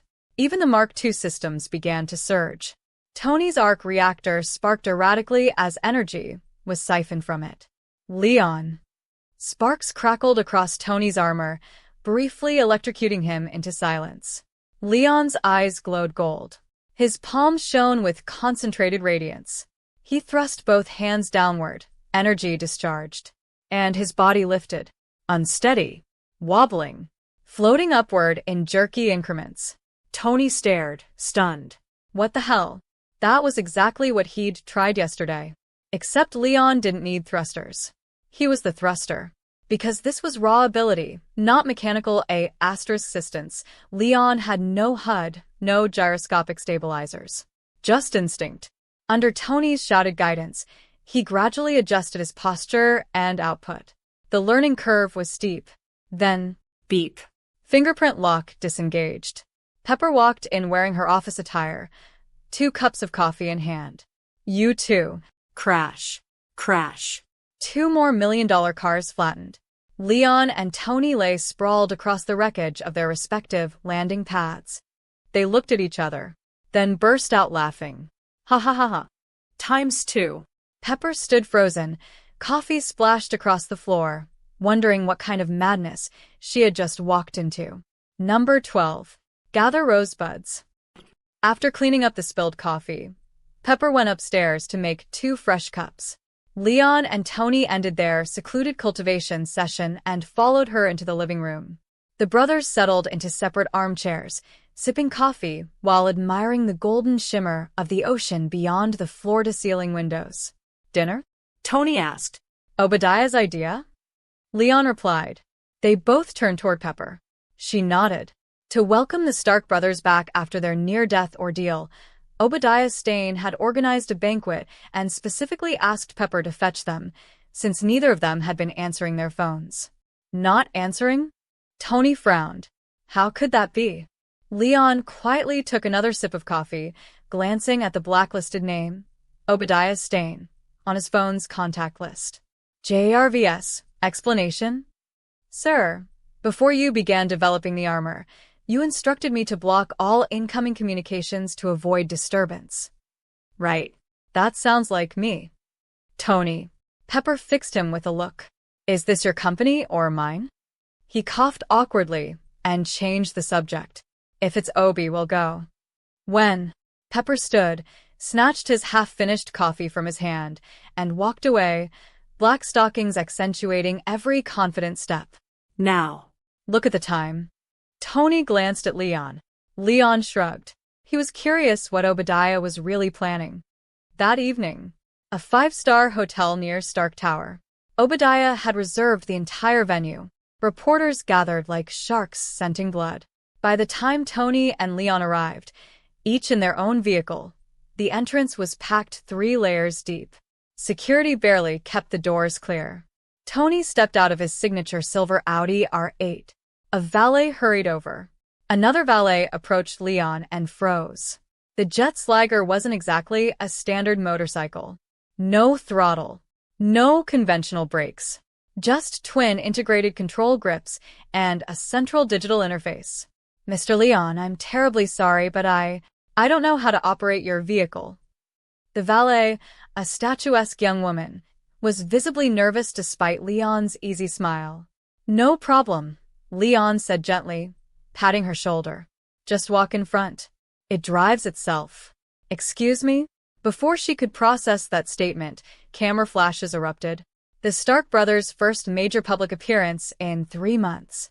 They strode across the red carpet as if attending a premiere rather than a private banquet.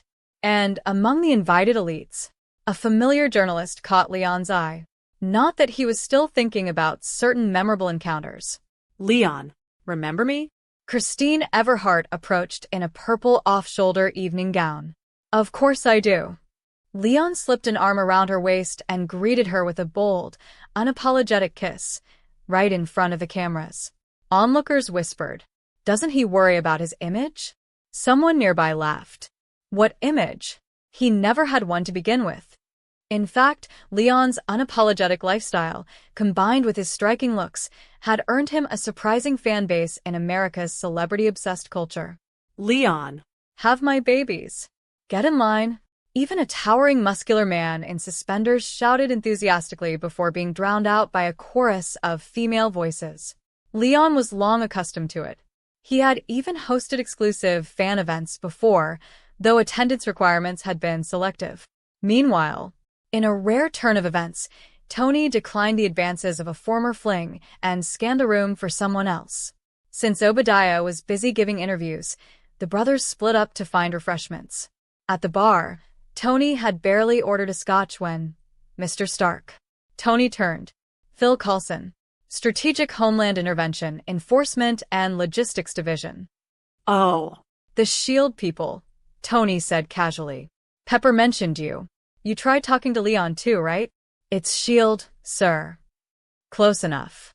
Tony's attention shifted mid-sip. Across the room stood Pepper in a blue evening gown, golden curls framing her face. Coulson continued politely. We'd appreciate a full debrief. The sooner the better, details fade. How about the 24th at 7 p.m., Stark Tower? Sounds good. I'll tell my assistant to schedule it. Tony downed his drink and shook Coulson's hand. Then he headed straight toward Pepper. Their relationship hovered in that fragile space between professional and personal. Pepper had always hesitated. She was his employee. The imbalance of power worried her. And Tony's reputation didn't exactly inspire long-term confidence. But after the kidnapping, things had changed. For both of them. Tony knew he needed to give her certainty. Gather rosebuds. Elsewhere, Leon and Christine Everhart had already slipped away to a private suite, resuming their earlier interview. Number 13. Tony, I don't get it. So, how did you survive the car accident? Luck. And these past 3 months? Floating in the ocean. How did you deal with the kidnappers? Superpowers.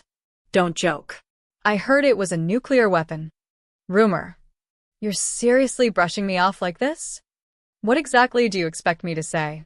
Christine Everhart exhaled sharply. Oh my God. I'm going insane. Are you even human? Afterward, Christine tossed a stack of photographs and a key onto the bed. This is what you call being responsible? Leon flipped through the photos one by one. Armed militants were forcing displaced villagers to move crates of weapons. Advanced Stark Industries hardware clearly visible in the images. Judging by your face, you're not surprised, Christine said coolly. The town's called Gulmira. It's been occupied by heavily armed terrorists. They're using weapons from Stark Industries' so-called discontinued weapons division. If these photos go public, Stark Industries' credibility will collapse. The stock price, already tanking, will plummet even further. Wrapped in a white sheet, hair disheveled, Christine leaned against the headboard, watching Leon calmly dress. Are you threatening me? Leon asked, eyes narrowing slightly. No, she replied. I'm reminding you. Stark Industries is at its most vulnerable. One wrong move, and it's finished. Maybe you should investigate who authorized those shipments. Christine wasn't just chasing headlines. In her own ambitions, she had already begun to suspect Obadiah's stain. If Leon grew suspicious, Tony would follow. Everything would unravel naturally. That was her plan. But she hadn't anticipated this. I know, Leon said casually. It was Obadiah. My accident. Tony's kidnapping by the 10 rings. The weapons leak. Christine froze. What? Her carefully constructed persuasion collapsed in an instant. Was this really Leon Stark, the infamous reckless playboy? He felt different. When were these taken? Leon asked. Yesterday. Got it. He leaned down and kissed her forehead gently. Thanks, Christine. By the time he left, she was still staring at the door. Why did his acknowledgement feel good? After a moment, she tried to stand and immediately winced, legs giving out. She fell back onto the bed. Hiss. What a brute. Even a jackhammer would file a complaint. Leon stepped into the hallway and nearly collided with Pepper. Leon. Hey, Pepper. Obadiah's been looking for you everywhere. I've been searching for half an hour. What exactly have you been doing? Don't tell me you were. She didn't finish the sentence. She didn't need to. Nothing like that, Leon said smoothly, waving the stack of photos. I was handling something important with a journalist friend. At that exact moment, the door behind him opened. Leon, you broke the zipper on my dress. Have someone send up a replacement. And also, oh, hello, Miss Potts. Christine stood there wrapped in a sheet. Pepper's gaze shifted between the two. Leon. This is what you call important business. Technically, Leon shrugged. Moments later, Pepper marched Leon into a private VIP lounge where Tony was waiting. Hey, kid, Tony smirked. What crime did you commit to earn that look from Pepper? Drop it, Leon muttered. He scanned the room. Where's Rhodey? And Ensign? Rhodey's on a *assignment with the Air Force, Tony replied. And Ensign's buried in transition planning for the company. I tried giving him time off, he refused. Wanted to be alone, apparently. Leon nodded slowly. I think I know why. He handed the photos to Tony. This is Gulmira, Ensign's hometown, right? Tony's expression hardened as he reviewed the images. This was yesterday, Leon added. Tony lowered the stack. Pepper. Besides me and Leon, who has authorization to approve weapons shipments. The board of directors and Mr. Stain. Silence filled the room. Tony, you don't think. I don't want to, Tony said quietly. Leon leaned toward Pepper and whispered something into her ear. Take Happy with you. Pepper nodded firmly and hurried out. The room grew quiet again. Tony stared at the floor. Leon, the company's practically run by Obi. He has operational control. He has resources. He has my tech support. What more could he possibly want? Leon exhaled slowly. If not for the memories of another life, he might not have been able to remain this composed. Betrayal from someone you trusted like family, that cut deep. Maybe that's just human nature, Leon said at last. Give someone 1 sheep, they want 2. Give them 2, they want 3. Desire is like a boulder rolling downhill. Once it starts, it doesn't stop. Number 14. Obadiah. What the hell? The rooftop open-air bar of the hotel had been reserved exclusively for Obadiah Stane and his guests. By the time Leon and Tony arrived, Obadiah had clearly been waiting for a while. The food had gone cold, but thoughtfully so. Most of the dishes were chilled appetizers and desserts the brothers both liked. Candlelight flickered in the night breeze, illuminating Obadiah's bald head and that ever-present half-smile. Tony, Leon, my boys, he greeted warmly. You've kept an old man waiting. Leon chuckled. What can I say? We've got stamina. Tony grabbed an apple from a decorative platter and took a bite. You should have invited a few models to keep you company, Obi. Oh, please, Obadiah laughed, embracing Leon before patting Tony's shoulder. At my age, I'd like to live a few more years. Fair point, Leon said lightly. If we're lucky enough to live. Sit, Obadiah urged. Thank God you're both back. After Howard and Maria Pa** said, you two are all I have left. Yeah, Tony replied casually. Thank God. Where's Pepper? Obadiah asked. Busy, Tony answered. You know her. No matter. What matters is you're here. They sat around the white circular table like a family reunion under candlelight. Leon picked up a forkful of cold steak and took a bite. He chewed twice and paused. Obadiah noticed instantly. Something wrong? Not to your taste. Leon swallowed. No. It's delicious. He smiled faintly. Strong aftertaste. Then, he began devouring everything on the table. Rapidly. Methodically. Even Tony's untouched portion vanished. Tony blinked. Obadiah stared. Leon let out a satisfied burp, then suddenly clutched his throat. Foam gathered at his lips. His eyes rolled back. He collapsed face first onto the table. Silence. Leon? Leon! Tony shot up, only to feel something wrong. Obi, the food has. A faint hum filled the air. Obadiah held a small handheld device, an ultrasonic paralysis emitter, tuned to a specific frequency. Tony's muscles locked instantly. Veins bulged at his neck as his body froze mid-motion. Such a greedy boy. Obadiah sighed. You could have gone peacefully too, Tony. He nudged Leon's body aside, only to find it absurdly heavy, like pushing solid steel. Frowning, he gave up and sat across from Tony instead. From his ear, he removed a discreet sound-dampening earpiece. Remember this? He said calmly, lifting the device. Your portable sonic weapon prototype. The government rejected it. Too indiscriminate. But quite effective. He leaned back. You and your brother should never have come back. Dead in Afghanistan would have been simpler. Cleaner. The media downstairs will never suspect a thing. Who would imagine the Stark brothers, freshly returned heroes, would be cynated tonight? And I, Obadiah Stane, will some full control of Stark Industries. His voice sharpened. I built that company with your father. I gave it my life. And in the end, I get less than that useless womanizing brat. Enraged, he slammed his fist down onto Leon's head. Clang. A sharp crack echoed. Obadiah recoiled, clutching his broken hand. What the hell? Is his skull made of metal? He forced a glove onto his injured hand and drew a pistol. I didn't want it this way, he hissed. But you two make things impossible. He aimed at Tony's head, and then Leon rose. The table flipped aside. Impossible. Leon said calmly. Then don't do it. Bang. The shot fired. Leon caught the bullet midair and crushed it between his fingers. Obadiah's face drained of color. How are you?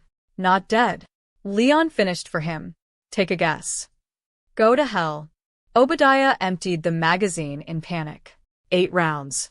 All struck Leon. His clothes tore. His skin didn't. Leon stepped forward and casually picked up the discarded pistol. Under Obadiah's horrified stare, he twisted the steel frame like clay, compressing it into a flattened disc. Stane, Leon said evenly, dropping the crushed metal. You know nothing about power.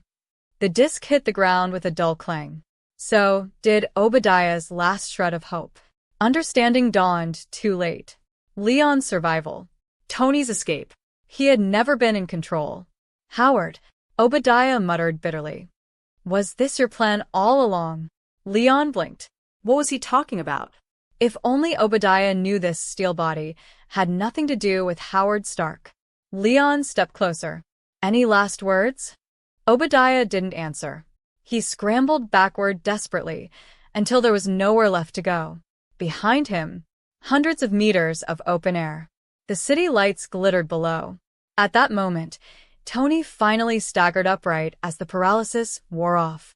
Leon supported him as Tony stared at the man who had once been family. Why? Tony asked quietly. Obadiah laughed hollowly. Why? There is no why. You would have destroyed yourself eventually, Tony. I'll be waiting for you in hell. Spare me, Leon snapped. If you're jumping, jump. Before Tony could respond, Leon lifted his palm. Golden light flared. A concussive blast struck Obadiah squarely in the chest. He was launched backward into the night sky. 13 seconds later, a distant, sickening impact echoed from below. Silence returned. Tony stared at Leon. You couldn't let him finish? I still had questions. Leon shrugged. Oops. Minutes later, Pepper rushed in with printed evidence, proof of Obadiah's dealings with the 10 rings, and hired a *sins. She stopped when she saw the empty edge of the rooftop. Where is he? Leon brushed imaginary dust from his sleeves. Already handled. Sometimes. Number 15. Purple suits her. Shocking revelation.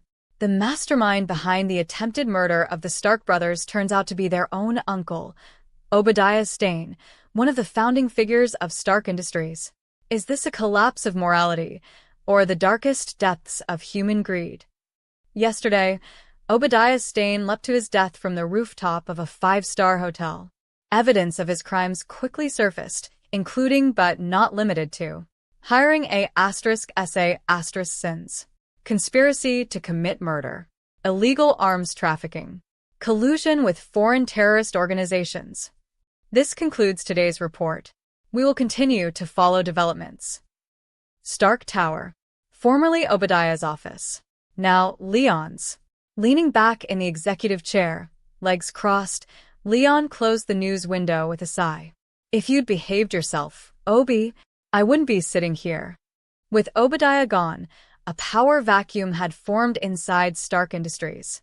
And Pepper, efficient as ever, had forcibly installed Leon as executive director, a position originally meant for her in the canonical timeline. Leon glanced at the plunging stock graph on his screen. Dump it. Go ahead. Sell. Let's see who regrets it later. Obadiah's scandal had sent Stark Industries shares into free fall. Investors were scrambling to offload stock like it was radioactive. What they didn't understand, this was merely growing pain. When Tony publicly revealed himself as Iron Man, the company would skyrocket again. Leon was already buying, aggressively, every share he could get his hands on. At first, he'd considered advising retail investors to hold. Believe in Stark. Believe in Tony. But the insults online were excessive. Calling Tony reckless was one thing. Calling Leon washed up and impotent. Unforgivable. Fine. Let them sell. When the rebound came, he'd flip the shares and harvest profits with ruthless efficiency. Petty? Absolutely. Satisfying? Even more so. Knock knock. Come in. Leon immediately sat upright, fingers steepled in faux authority. The moment he saw Pepper enter, he deflated like a punctured balloon. Pepper, dressed in her signature black stockings and tailored office attire, approached with a stack of files. So, she smiled lightly, how does the executive director's chair feel? Like a death sentence, Leon groaned. If flirting were a major, I'd graduate summa cum laude. Corporate governance? Not my field. Leon, Pepper said evenly. At this rate, the company might collapse before you get the chance to ruin it. She placed the stack of resumes on his desk. Your job isn't to perform miracles. It's to be visible, to show that Leon Stark isn't partying, he's working. Even if the only thing that changes is the location. Leon's eyes drifted to the photos attached to the resumes. High-achieving, well-educated, attractive. You know me too well, Pepper. He reached for the stack, and her hand pressed down on top of it. Careful, she warned. These are applicants for your executive secretary position, not a personal harem. Understood. He slid the stack free anyway. Pepper continued, professional now. These candidates are all top-tier. Economics and management doctorates, capable of supporting you operationally. Leon raised an eyebrow. So, who would you pick? They're all very qualified, he added quickly. Pepper shot him a look and extracted the final resume from the bottom. Sharon Carter. Leon blinked. Graduated from the Wharton School at the University of Pennsylvania. Fluent in Russian, French, Mandarin, and Italian. Dual doctorates in finance and management, plus marketing and real estate. And, Pepper added, she's technically my junior. Same university. Leon smirked. Ah. Alumni loyalty. Don't trivialize it, Pepper replied. She's the most well-rounded candidate here.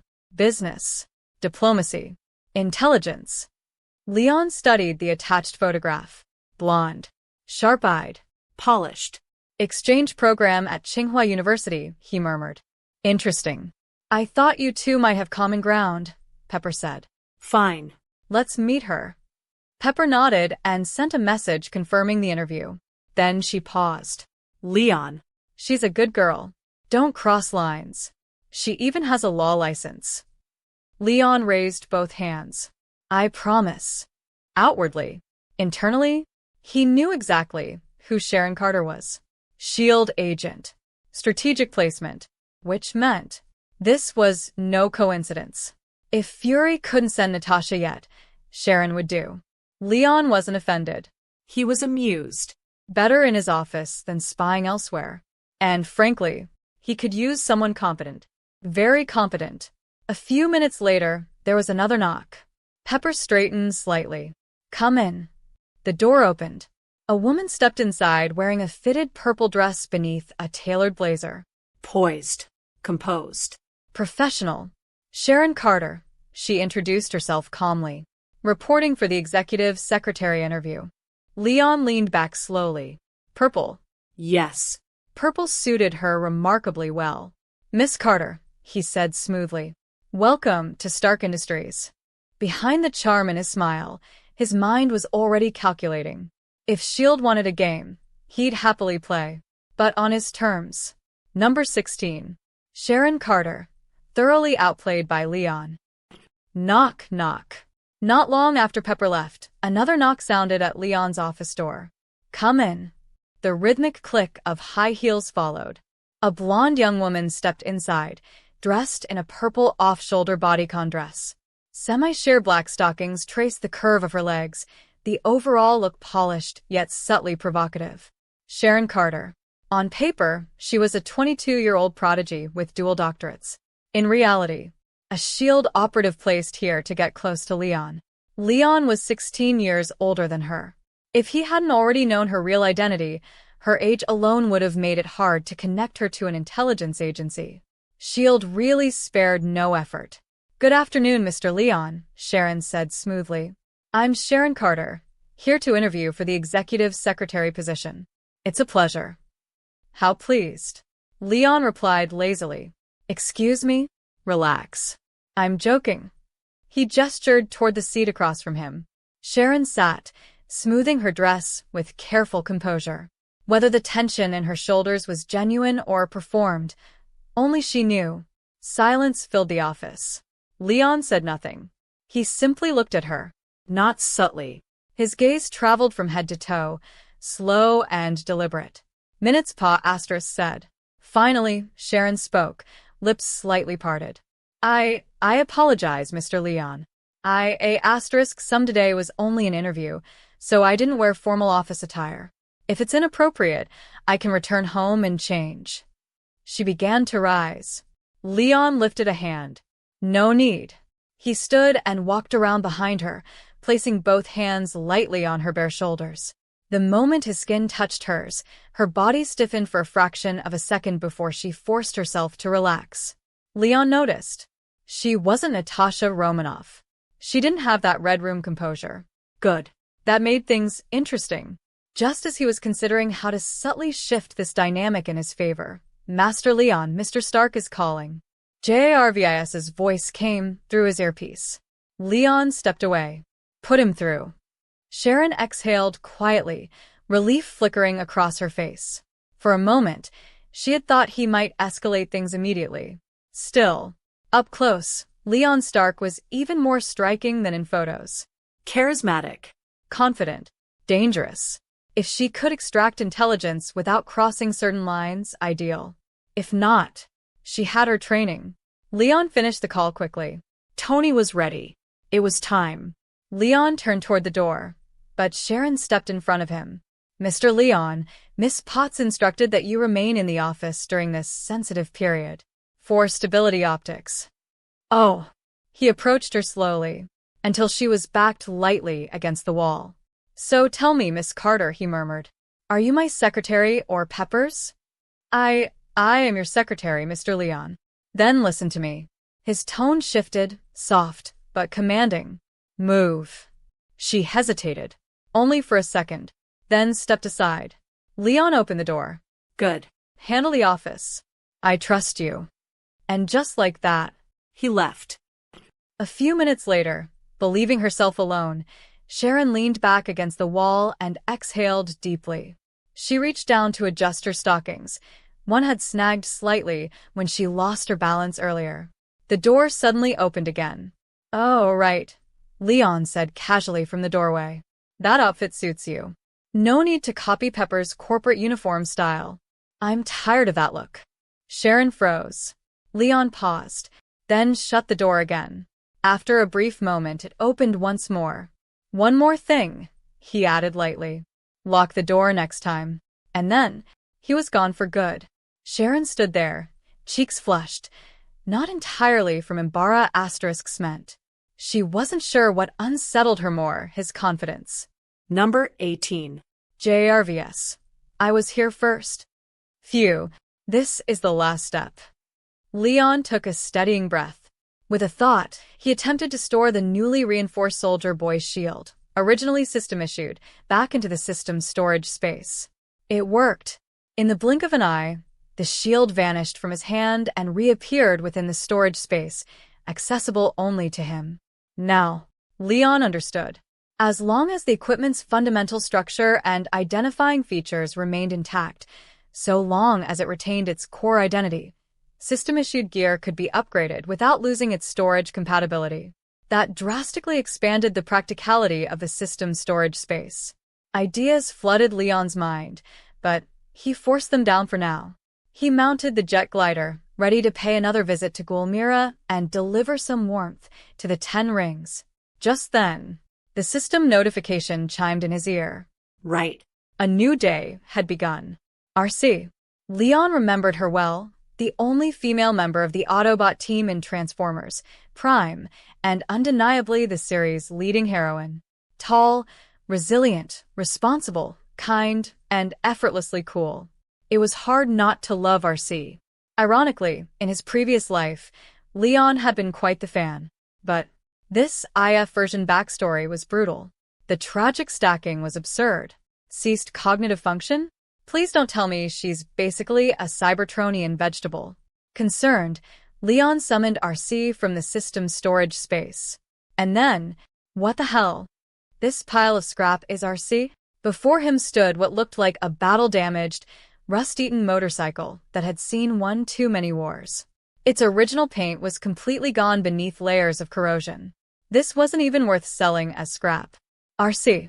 Leon tried. Bees ZZT, crackle. Her single remaining headlight flickered weakly. After a short-circuiting sputter, it exploded with a pop. Silence. Leon stared at the lifeless wreckage. For the first time, he questioned whether the system was messing with him. System, say something. If possible, he genuinely wanted to save her. Consider it redemption for all those fictional deaths he'd watched her endure back in the day. Warning. RC's dormant state has been destabilized. Her spark will extinguish in 25 seconds. Instruction. If the host wishes to preserve RC's spark, insert it into any sufficiently powered motorcycle unit before termination. As the notification ended, RC's broken jaw *sys began trembling violently. Spark. Where is it exactly? Panicking like an inexperienced midwife, Leon rushed forward. The moment his hands touched her frame, Clang. the entire motorcycle collapsed into scrap metal. Oh, I'm sorry. Just as Leon thought it was over, a spherical energy core emerged from the wreckage. Its center glowed blue-violet, surrounded by a dim pink halo. It looked eerily similar to Ultron's birth sequence. Under Leon's astonished gaze, the mutated spark expanded on its own into a spherical data neural network and projected toward the nearest motorcycle. The Jet Glider 2.0. As the spark fully integrated, blue-violet arcs of electricity rippled across the jet glider's frame. The once silver-black body now bore symmetrical streaks of blue-violet along its exterior. Inside the cockpit, normally unseen, soft pink accents subtly appeared. This was no longer the Jet Glider 2.0. It was Jet Glider, RC. Heart pounding, Leon opened his mouth to greet her rebirth, only for JRVS, voice to sound through his earpiece. Master Leon, I have been forcibly removed from the jet glider's onboard system by an unfamiliar intelligent AI. Would you like me to report this to Mr. Stark? No. That AI is mine. Don't tell Tony yet. I want to give him a big surprise. Understood. Leon, too excited to notice, completely missed the subtle hint of melancholy in JRV's tone. I was here first. Hey, RC. Partner mode. Command invalid. Combat mode. Command accepted. Transforming. Combat mode. The voice that responded was mature and cool, yet eerily devoid of emotional fluctuation. More robotic than JRV's. That couldn't be good. With a series of mechanical transformation sounds, RC demonstrated Cybertronian compression technology in full display. The motorcycle frame shifted and expanded, defying physics as it transformed into a tall, long-legged female Cybertronian warrior, nearly 3 meters in height. She resembled a sleeker, more refined Iron Man armor, yet also something akin to a Jaeger from Pacific Rim. The jet glider's midsize arc reactor now sat embedded in the center of her chest, glowing like a heart. The hangar ceiling wasn't high enough, so she knelt on one knee before Leon. Hello, RC. I'm your new partner, Leon. The system handled continuity logic, so Leon felt no awkwardness speaking her name directly as he extended his hand. Leon, new partner. For a fleeting second, a flicker of pain said through RC's prism-like mechanical optics. After a brief pause, she reached out and shook his hand. Her tone remained cool and perfectly flat. Greetings, Leon. I am the jet glider, designation RC. It is an honor to serve you. Oh. Leon rubbed his chin. Such an emotionally distant response felt underwhelming. Was this an upgrade? Or a downgrade compared to JRV's? Whatever. Let's link up with Tony first. He's probably getting impatient. Number 19. The Cybertronian Widow. Outside the launch tunnel beneath the cliffs of Malibu Mansion. Wearing the Mark III armor, Tony hovered in midair, waiting impatiently. What's that kid doing? Why is he so slow? Just then, whoosh. A sharp sonic burst erupted from the already open launch shaft. Leon shot out astride the jet glider and accelerated into the distance, without slowing. Hey, that's a blatant provocation. Tony's brows rose beneath his helmet. Repulsors in his palms and boots flared brighter as he surged forward in pursuit. The two brothers streaked across the sky like carefree birds, weaving and chasing one another. Leon's goal was simple: test the jet glider's acceleration and load resistance. 13 seconds later, he hit Mach 5, and it felt smoother than driving a luxury sedan. Satisfied, he eased off the throttle and waited for Tony, who was steadily falling behind. Tony soon caught up. You did that on purpose, didn't you? If you can't keep up, don't blame me. Leon shrugged. I thought the Mark III could fly that fast. Use your brain. Of course it can't. Mach 2.5 is the current ceiling. Tony rolled his eyes. With the same tech base, a large platform like the jet glider can just brute force upgrades with more Mach*S and hardware. But armor I actually wear? That's different. It's human operated. I have to optimize limited space, balance propulsion, weapons, life support, stabilization systems. Every inch counts. Once Tony started talking about his armor, he showed no signs of stopping. Leon listened with genuine appreciation. Then why not build a fully unmanned version? Leon asked suddenly. Good question. I asked Rhodey something similar once. Tony continued. He said no matter how advanced, unmanned combat systems can't match human adaptability in unpredictable scenarios. AI should ****, not decide. Final judgment must remain human. I agree. AI is our creation. It shouldn't ****s. Maybe I'll build unmanned suits for corporate security someday. But my personal armor? That has to be the best. Fair enough. Leon nodded. Let's hope you remember that when you get the urge to create Ultron. With Leon around, that timeline seemed unlikely. Still, never say never. Oh, by the way, Leon continued, where did the vibranium on my shield come from? Wakanda doesn't exactly sell that stuff. Very few people even knew Wakanda produced vibranium. Leon and Tony were among them. What do you mean money can't buy it? That just means those people weren't rich enough. If it were me. Tony paused. Okay, fine. It really is money can't buy. Wakanda's leadership is stubborn, impossible to negotiate with, always acting superior. Tony clearly wasn't fond of them. Then how did you get it? Leon asked. For a moment, he imagined a bearded black market middleman, Ulysses Clow. If that was the source, Leon planned to purchase more.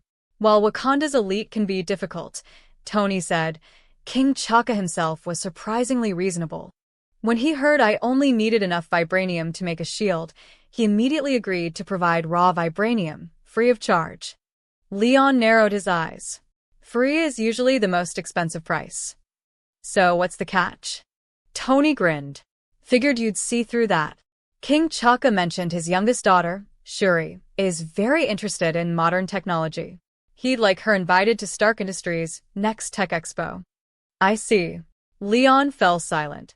Tony might not fully grasp it, but Leon, armed with memories of another world, understood perfectly.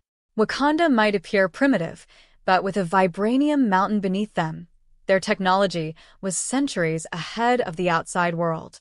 And yet, they still resolved leadership disputes with ritual combat.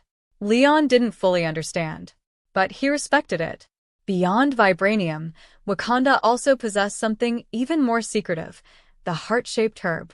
Between those two resources alone, Leon knew he'd eventually visit Wakanda. Whether diplomatically or otherwise would depend on how cooperative they were. Hold on. Tony circled the jet glider midair and noticed the new blue-violet markings on its surface. Don't tell me you made me wait 15 minutes in the cold just to repaint your bike like a kid customizing a toy? Before Leon could answer, the jet glider moved on its own. With a sharp tailspin maneuver, it clipped Tony midair and sent him tumbling. A cold female voice transmitted directly into Tony's helmet comms. You're the one who's childish. Oh. RC was offended. Despite Tony being the one struck, Leon felt delighted. That reaction proved something important. RC wasn't an emotionless machine. She just wasn't talkative, and possibly socially withdrawn. Holy! What was that? Leon! Tony spiraled downward in a full, uncontrolled rotation toward the ocean. I'm coming. Leon's voice carried a hint of poorly concealed amusement. Under RC's headlight glare, equal parts surprise and displeasure, Leon popped the cockpit canopy open and leapt out. Golden energy flared from his eyes, palms, and soles as he accelerated after Tony. Moments later, Leon caught him just before impact, hooking his arms beneath the Mark III's shoulders. They skimmed across the ocean surface, spraying sieve arcs of water before soaring back into the sky. Ahead of them, RC was already speeding away at full throttle. She showed no intention of waiting. Leon twitched slightly. Do Cybertronian widows really have this much emotional volatility? Why are you flying so slow? Leon shouted downward. Pick up the pace. This is maximum output. And you're heavier than you think. Tony snapped back. What's going on with the jet glider? JRVS report. Sir. JRVS replied, voice faintly aggrieved. I no longer have control over the jet glider.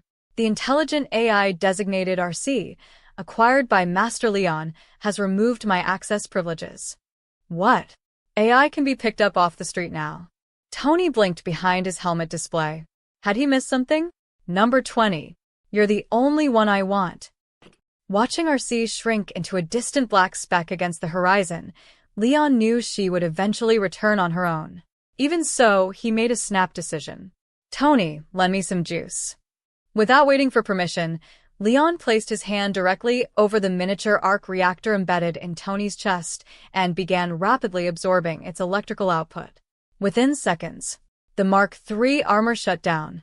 Tony's HUD went dark, leaving only the narrow eye slits of the helmet providing limited visibility. Meanwhile, golden light flared across Leon's body once more.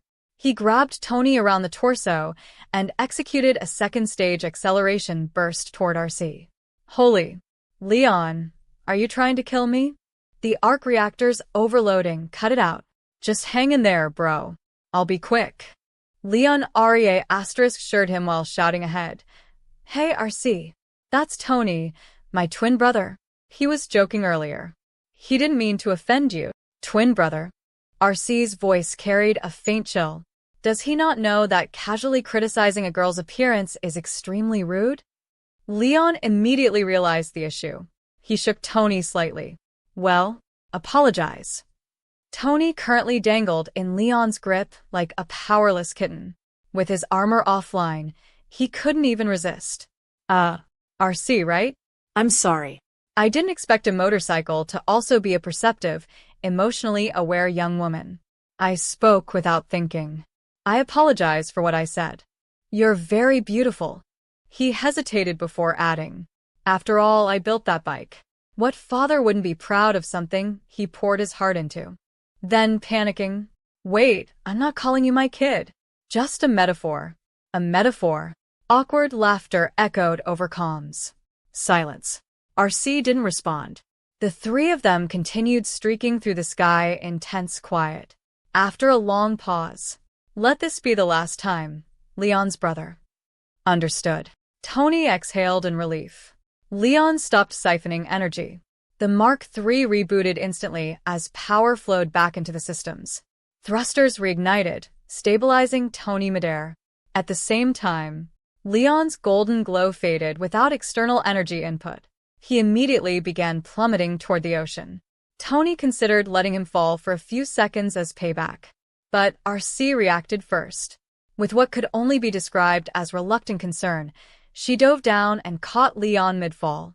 He landed astride the cockpit, effectively sitting at her waist. Thanks, RC. No. I should apologize, Leon. My emotional instability nearly endangered you. Now that Leon had clearly recognized she wasn't an emotionless machine, RC stopped pretending. Oh, thank God. Leon sighed dramatically. You're finally talking normally. He half expected a heartfelt confession scene to follow. Instead, she went quiet again, back to cool, restrained minimalism. Leon sighed inwardly. This was going to take time. But he wasn't in a rush. For someone like RC, who had lost everything, the strategy was simple: persistence. Even the coldest warrior could be worn down by unwavering devotion. And Leon had something even better. He knew her backstory, which meant he knew exactly where her emotional core lay. Sitting on RC's back, Leon couldn't help letting out a mischievous laugh as certain ideas formed in his mind. RC, silently monitoring him, felt a flicker of doubt. Was choosing this man as her new partner truly the correct decision? He didn't seem entirely wholesome. And worse, none of her previous partners had survived. She couldn't bear the thought of Leon meeting the same fate. No. Not again. Memories she'd tried to suppress resurfaced violently. Her internal systems destabilized. Screeching electrical feedback erupted through her frame, as if she were on the verge of a catastrophic shutdown. Hey, RC, what's wrong? Leon leaned forward, concerned. Not again. Tony immediately increased distance between himself and the bike. Once bitten, twice shy. Leon, with his enhanced physiology, would survive. Tony preferred not to be collateral damage. RC, listen to me. Breathe. Calm down. Don't spiral. Leon continued speaking steadily. During the episode, the anti-inertial field generator failed. RC surged erratically, accelerating and decelerating without pattern at full velocity. Had it been anyone else riding her, their brain would have liquefied. Finally, after several tense minutes, whether from Leon's steady voice or sheer exhaustion, RC gradually stabilized. The anti-inertial field reactivated. RC, I'm sorry, Leon. As a motorcycle, I'm utterly unqualified. I nearly killed my own rider. Perhaps I should leave. Her voice carried quiet self-reproach. No. You did great. I was having fun. You're the best motorcycle in the world, RC. I mean that. Leon didn't hesitate. Right now, she was fragile. This wasn't the time for blunt honesty. Even if something was black, he'd paint it pink for her. Leon, don't. There are plenty of motorcycles in this world. He leaned forward slightly. But you're the only one I want. Silence followed. High above the ocean, beneath open sky, the wind carried only the fading hum of engines and the quiet tremor of a spark that, for the first time in a long while, didn't feel completely alone. Number 21.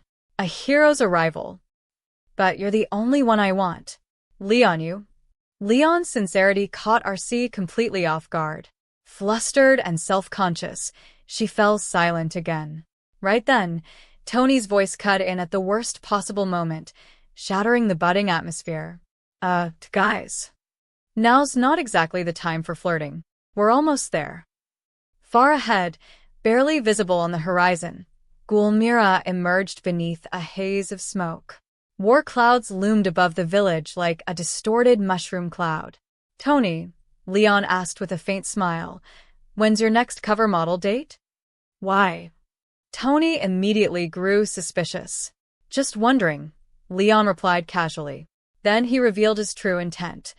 So, I can kick your A*S in front of her. Before Tony could respond, Leon pushed RC into a second-stage acceleration burst, leaving Tony momentarily engulfed in exhaust trails. By the way, RC, Leon asked mid-flight. Yes. Do you know why the anti-inertial field failed earlier? That shouldn't happen. Tony wouldn't make such a basic design mistake. What Leon really wanted to ask was what the anti-inertial field represented for her now, but he restrained himself. RC gave a faint hum, then went silent again. All right. Forget I asked. Leon shrugged. In truth, RC's silence wasn't due to malfunction. It was Imbara***s meant. The anti-inertial field, in a way, was an extension of her emotional state toward her rider. Not necessarily romantic love, but care, protection, attachment. For Leon and RC, who had barely known each other, that level of emotional projection felt fast. But how could someone who had endured ages of loneliness and carried the scars of war remain calm? As for what kind of love it was, only RC knew.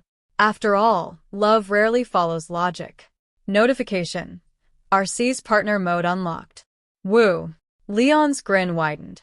Leon, why are you smiling? Just remembered something happy. He leaned forward slightly. RC. Partner mode. What? Before RC consciously processed it, her body responded instinctively. This time, the transformation compressed inward. Within seconds, the car-sized jet glider vanished. In its place, held in Leon's arms midair, stood a humanoid Cybertronian figure roughly his height. Silver-gray-black armor plating, purple accents at the knees, waist, chest, shoulders, and cheek panels. Sleek. Refined. Striking. RC, you're beautiful. Leon meant it. RC reacted instantly. She crossed her arms defensively over her chest and shot him an indignant glare before immediately transforming back into motorcycle mode. Leon. If you ever activate partner mode in front of others again, I will never speak to you. She was genuinely furious. Her partner mode, after all, was essentially the Cybertronian equivalent of the Emperor's new clothes. Why a robot would even conceptualize modesty was a mystery. Cybertronians were complicated. Noted. Leon hadn't expected such a strong reaction. Mental note. Major boundary. With JRVS no longer monitoring RC's systems, Leon would have to keep track himself. Preferably not digitally. Maybe handwritten. Preferably in Cybertronian script. Good incentive to learn. After that brief detour, Gulmira lay directly beneath them. Woohoo! From nearly 10,000 meters up, Leon leapt off RC in a full trustfall dive. Since she had seen him fly before, RC didn't panic immediately. But as his descent speed increased, with zero signs of deceleration, she panicked. Leon. She dove after him at maximum speed. Too late. Leon slammed into the ground in a textbook superhero landing, embedding himself half a meter deep into the earth like a steel spike. Dust erupted outward. He rose from the crater unharmed. Hero entrance. Moments later, Tony descended with a controlled repulsor *assist landing beside him. Finally, RC arrived. The moment she touched ground, metallic transformation sounds rang out. She shifted into full combat mode, nearly 5 meters tall. Clang. Clang. 2 sharp metallic impacts echoed. RC smacked both brothers down mid-pose. What the? Why am I getting hit too? Tony protested. But when he saw RC grab Leon by the collar and lift him one-handed into the air, demanding answers, he wisely shut up. Never do that again, Leon. RC's voice vibrated with lingering fear. In the short time she'd known him, her emotional turbulence had said centuries worth. Nearby, 10 Rings militants froze in disbelief. Were they hallucinating? Did that motorcycle just turn into a giant woman? After Leon swore repeatedly not to repeat the stunt, RC finally set him down. Tony stepped forward, pointing at the towering Cybertronian. Leon, I think I deserve an explanation about Miss RC. Nothing to explain, Leon replied, summoning his tungsten alloy shield with vibranium overlay from the system's storage space. JRVS already told you. Found her. He drew the infinite Desert Eagle with his other hand, entering full combat stance. Tony sighed. Fine. Repulsus charged as he aimed at the stunned terrorists. Hey, Tony. How about this? What? You handle their weapons stockpile. RC and I will take care of the personnel. Deal. Tony powered down his palms and looked up at RC. I don't know where you came from, but Leon's in your hands. RC nodded. Her forearms shifted, transforming into dual plasma beam cannons. You don't need to tell me. I will protect him. Number 22. But the hometowner. Tony launched straight into the air, heading toward the nearby weapons depot. Every crate stored there had been supplied by Obadiah Stane, each stamped clearly with the Stark Industries logo. For a man who had publicly announced the shutdown of Stark Industries' weapons division not long ago, the existence of this stockpile was a direct slap in the face, which was precisely why Tony had agreed so readily to split up. All right, Leon said calmly. Which one of you is in charge? He fired a casual backward shot, clipping a masked militant who had tried to ambush him, though in truth, Leon's bullet merely grazed the man. RC finished him with a plasma beam that left nothing behind. That single exchange ignited the rest. The militants began shouting in multiple languages and opened fire in unison. Bullets rained down in a deafening barrage. Leon raised his vibranium-reinforced shield more out of formality than necessity. They calling us monsters? He asked RC. Dari. Pashto. Persian. Some Russian. Mixed dialects. RC replied effortlessly. Yes. They are calling us monsters. Leon smirked. Monsters suit each other just fine. He tapped her lightly with the shield edge. Still, that many languages in one unit? No wonder they're disorganized. Amateur. The gunfire continued relentlessly. Leon ignored it entirely, stepping deliberately in front of RC to intercept a few heavier caliber rounds. Even her gold titanium frame would have preferred not to tank directly. RC's optic glow brightened. Leon's durability continued to exceed her projections. Perhaps he truly was her destined partner. After nearly 2.5 minutes, the militants' ammunition reserves finally ran dry. Leon lowered his shield. You done? No answer. Only heavy breathing. Not only had their full volley failed to injure him, several had been killed by ricochets from the shield itself. RC, Leon said, you know more languages than I ever will. Go find Eanson's family. I'll handle this. Understood. She stepped away gracefully. Good luck, she added coolly to the militants. Leon drew the infinite Desert Eagle. Anyone here speak English? Japanese? Mandarin? I'm from community outreach. Drop your weapons and I promise you'll receive the full American experience. To demonstrate, he walked up to a bearded militant who appeared to be the leader. Leon fired 7 shots straight into the sky. See? Empty. The moment the shot stopped, the leader gestured sharply. The remaining militants closed in with knives. Leon stared at them. They thought blades would succeed where autocannons had failed. Adorable, One of them stepped forward and spoke broken Japanese. You speak Japanese, yes? Leon didn't hesitate. Bang. The Desert Eagle barked once. At point-blank range, even Leon's questionable aim was sufficient. The militant dropped instantly. Panic erupted. None of them were willing to gamble on whether Leon's weapon was truly empty. Leon grinned. Too late. Within 2.5 meters, anyone could be a sharpshooter. Bang. Bang. Bang. With infinite ammunition backing it, the Desert Eagle sounded like a machine gun. By the time it ended, the encircling militants had been shredded. Only the bearded leader remained, sprinting desperately away. Leon fired 3 times. Missed. Seriously? He sighed and hurled the Desert Eagle instead. With superhuman force, it became a projectile weapon. Impact. The gun smashed into the man's leg, shattering it. The leader collapsed, screaming. Leon blinked. Was that accurate? Interesting. Maybe his real talent wasn't shooting, it was throwing. He grabbed an empty AK from the ground, crushed it into a compact metal *S, and hurled it deliberately at the fleeing man's head. The makeshift projectile reached its target in a fraction of a second, but only clipped part of the man's ear. Pulling left, Leon muttered thoughtfully. Still, promising. With practice, he might reach Captain America-level shield precision. RC's voice chimed in through comms. Leon. Eanson's family located. They were hiding in a concealed cellar. Do you want them brought to you? No. Take them somewhere safe. Tony and I will finish up. Be careful. With you saying that, I won't lose a single hair. Leon ended the call. He summoned his shield back from the system storage space, launched it cleanly, and bisected the bearded leader at the waist. Clean. Efficient. Retrieving both shield and pistol, Leon turned, just in time to see Tony crash land nearby. The Mark III armor was visibly damaged, scorched plating, impact dents, one large crater from an anti-aircraft shell.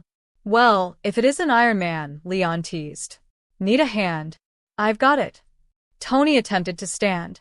Failed. Okay, maybe a hand. Leon laughed and hauled him upright effortlessly. Together, they cleared the remaining militants from Gulmira. Soon, only displaced villagers remained. They gathered around the brothers, kneeling in gratitude. Leon couldn't understand most of what they were saying, but the meaning was obvious. Feels good? Leon asked. Tony looked out at the ruined town. At first, yeah. Now. Mostly grief. This is just the beginning. There's more work ahead. Leon smiled slightly. Then let Insun handle the rebuilding. Tony nodded. The brothers rose into the sky, once more. Under the villagers' reverent gazes, they accelerated horizontally and vanished beyond the horizon. Number 23. Just now. On the way back, Leon said, Tony, when we get home, make me a miniature arc reactor too. My flight ability is way too inconvenient without a steady power source. Oh, that. Tony replied casually. I already made an extra one before we left. Excuse me? Leon turned sharply. Then why didn't you give it to me? You didn't ask, Tony said innocently, though the smugness in his tone gave him away. Some you didn't need it. Tony, you. Leon laughed in disbelief. He had been planning to share certain research insights about a new element with Tony once they got back. Now? Well. You didn't ask. Hey, what are you doing? Tony yelped as Leon reached toward his chest again. Tony, my dear big brother, Leon said sweetly, if you don't want to get shot down by Rhodey's fighter jets, stay still and let me handle propulsion. Without waiting for approval, Leon siphoned power from the arc reactor again. Golden light enveloped them both.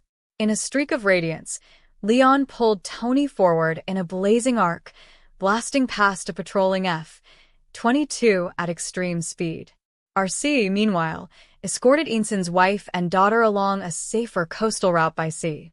They agreed to regroup at Malibu Mansion, Edward Air Force Base, California. What the hell was that?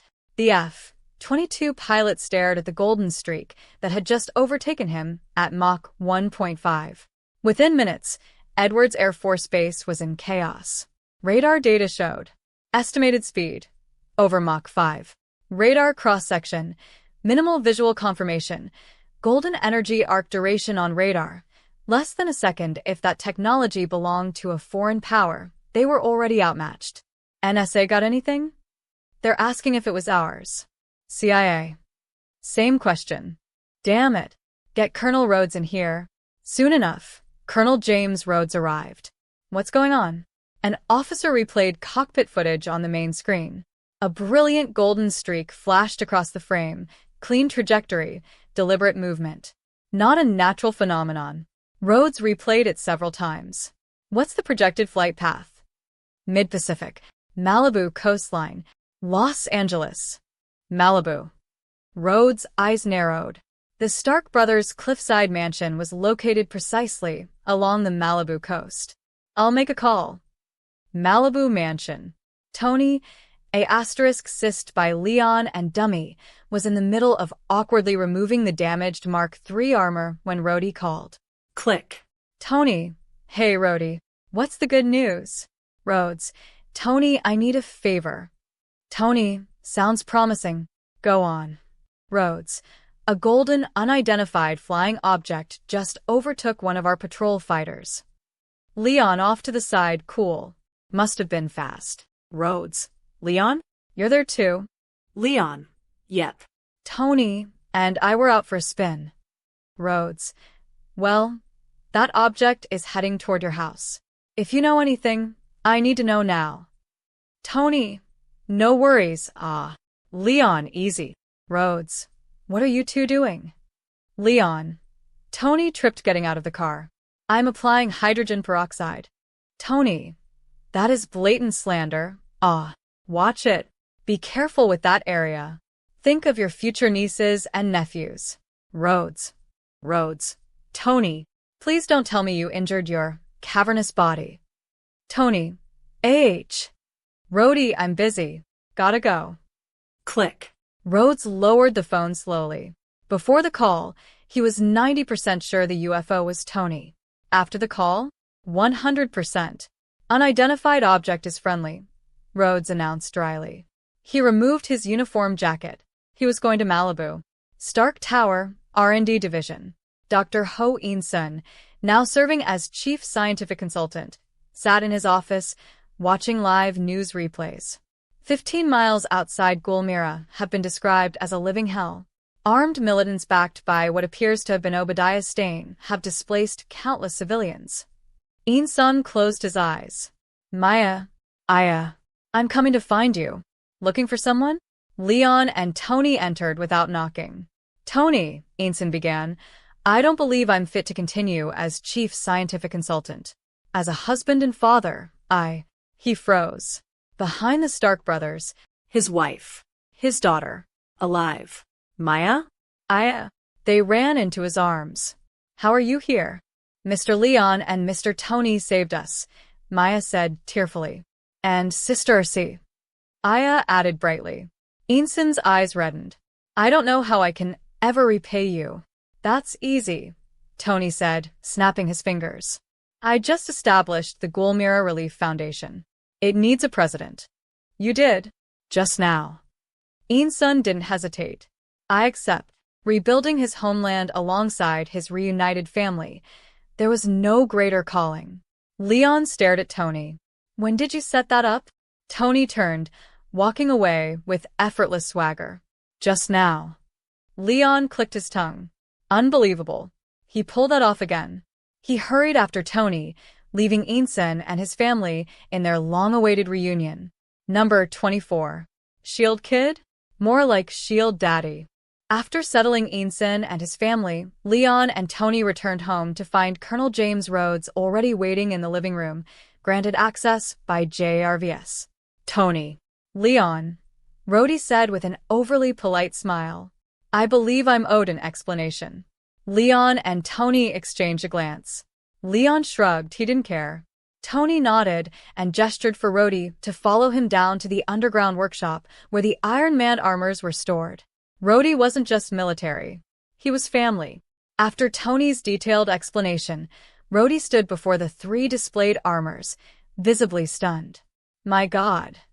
You're telling me you wiped out the entire warlord force in Gulmira with this? Technically, Tony corrected, Leon and I did. But even without him, I would have handled it. Sure, Leon muttered, rolling his eyes. Rhodey turned. All right, Tony has the suit. What about you, Leon? Leon smiled. He raised his hand and fired a compact golden repulsor blast that shattered a panel of reinforced GLA*S inside the lab. Now fully powered by his own miniature arc reactor, energy supply was no longer an issue. Holy superpowers? Rhodey stared as if reality had just cracked. Leon basked in it. If you have powers and don't show them off, it's like wearing designer clothes in the dark. And with Rhodey reacting like that, worth it. Also, note to self, move the Skrull extermination plan higher up the priority list. Preventive measures beat reactive defense. Leon had no intention of accidentally mentoring a shape-shifting infiltrator someday. He was, after all, firmly pro-human, with selective exceptions. Tony, Rhodey hesitated awkwardly. Tony waved him off before he finished. Say no more. The Mark II was always meant for you. Tony, Rhodey pulled him into a full bear hug. Click. Leon snapped a photo. Historical evidence. Soon after, Rhodey took the Mark II up for a flight test, with Tony supervising. Leon, of course, outpaced both of them effortlessly just to provoke Tony. The look on Tony's face practically screamed, Mark IV. Mark V, immediately. 2.5 hours later, Rhodey left, without taking the Mark II. It still needed system updates. And more importantly, Tony's identity needed protecting. Rhodey was loyal, the kind of loyalty money couldn't buy. Later that night, sublevel 2. Leon had officially moved his bedroom into the mechanical bay where RC was housed. Relationship development required proximity. If he wasn't staying over at someone else's place, he'd be here. Leon, RC said dryly, you are not a child. Compared to you? I absolutely am. Ah. Before he could finish, RC rotated sharply and flung him off the cockpit. She transformed into combat mode and pinned him down. Discussing a woman's age is extremely impolite. Leon stared up at her calmly. RC, you look beautiful like this too. She froze. A faint crimson glow said through her facial panels. Then she reverted instantly to motorcycle mode, facing away from him. Mission progress. Successful. With someone like RC? Direct approach. Confidence. Timing. The next morning, Leon woke groggily from a bizarre dream about being pinned beneath a mountain. Christine, did you gain weight? He mumbled, half asleep, reaching toward the softness pressing against him. Huh. Why was it so hard? He opened his eyes. No, Christine. Just motorcycle mode RC. Parked unusually close beside his bed. Her onboard display was active. Who is Christine? RC asked evenly. A journalist friend. Silence. Mutual, synchronized awkwardness. After a long pause. You may want to check today's headlines, RC suggested. Leon flipped onto her frame in one smooth motion. The screen pulled up trending news. And there it was. A photo of him mid-throw, shield released, smiling like a kid who had just discovered a new superpower. Helmet partially obscured his face. But still, recognizable. Headline. Breaking. Gulmira liberated overnight. Son of God descends. 2 superpowered heroes identified by locals as Iron Man and Shield Kid. Leon's eye twitched. Shield Kid. Why not Shield Daddy? He kept reading. Iron Man remains unidentified. Shield Kid is suspected to be Leon Stark, second son of Stark Industries. By deduction, Iron Man may be Tony Stark. Disclaimer. Speculation only. Please do not treat as confirmed. Leon stared. They even added a disclaimer. He scrolled to the byline. Signed by Christine? Of course it was. Number 25. The biofield. After speaking with RC, Leon headed upstairs. Stay home. I'm in a bit of a mood. I'm going to settle accounts. I'd rather not accidentally hurt you. Very well, RC replied calmly. Just try not to kill anyone. I promise. On sublevel 1, Tony was still energetically tinkering with the Mark IV armor, looking like he hadn't slept at all. "Morning, Tony." "Morning, Leon." Tony set down his screwdriver and accepted a coffee from Dummy. "You look like you're about to start a war." "Who's the target?" "Don't ask. Haven't seen the headlines yet." Leon gestured for Tony to check for himself while walking over to the armor display. Then, "Yes," Leon practically shouted. "Tony, I love you. System, love you 3000. Under Tony's confused stare, Leon smashed straight through the workshop window and dove headfirst into the Pacific. Moments later, the ocean exploded upward. Leon shot out from the depths, sending waves tens of meters high. The clouds themselves seemed to part for him. No golden glow. No starlight template energy. And yet, he was flying. That was the biofield's power. It nullified gravity's hold on him, removed dependence on external energy, and allowed true self-sustained flight. Then, at over Mach 5, golden light ignited around him. Second stage acceleration. Mach 10. Now this is freedom. Manhattan, Upper East Side. Christine Everhart had just finished an all-night writing session.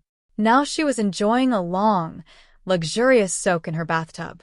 Steam curled upward. The room was quiet. After nearly an hour, she stepped out, dried herself, and casually left the bathroom wrapped only in a small towel. She froze. A man stood in her living room, back turned, reading her manuscript. Ah! Before she could scream, he moved.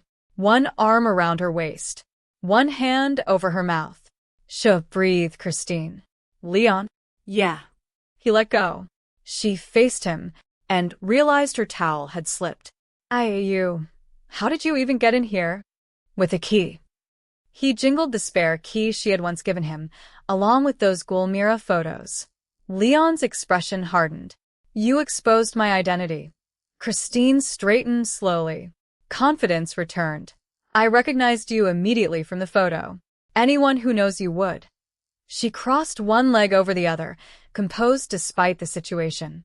"And even if I'd been wrong, would you really sue me?" Leon stepped closer. "Why, Shield Kid?" She smiled. "A little revenge. You had the biggest story of the year and didn't tip me off.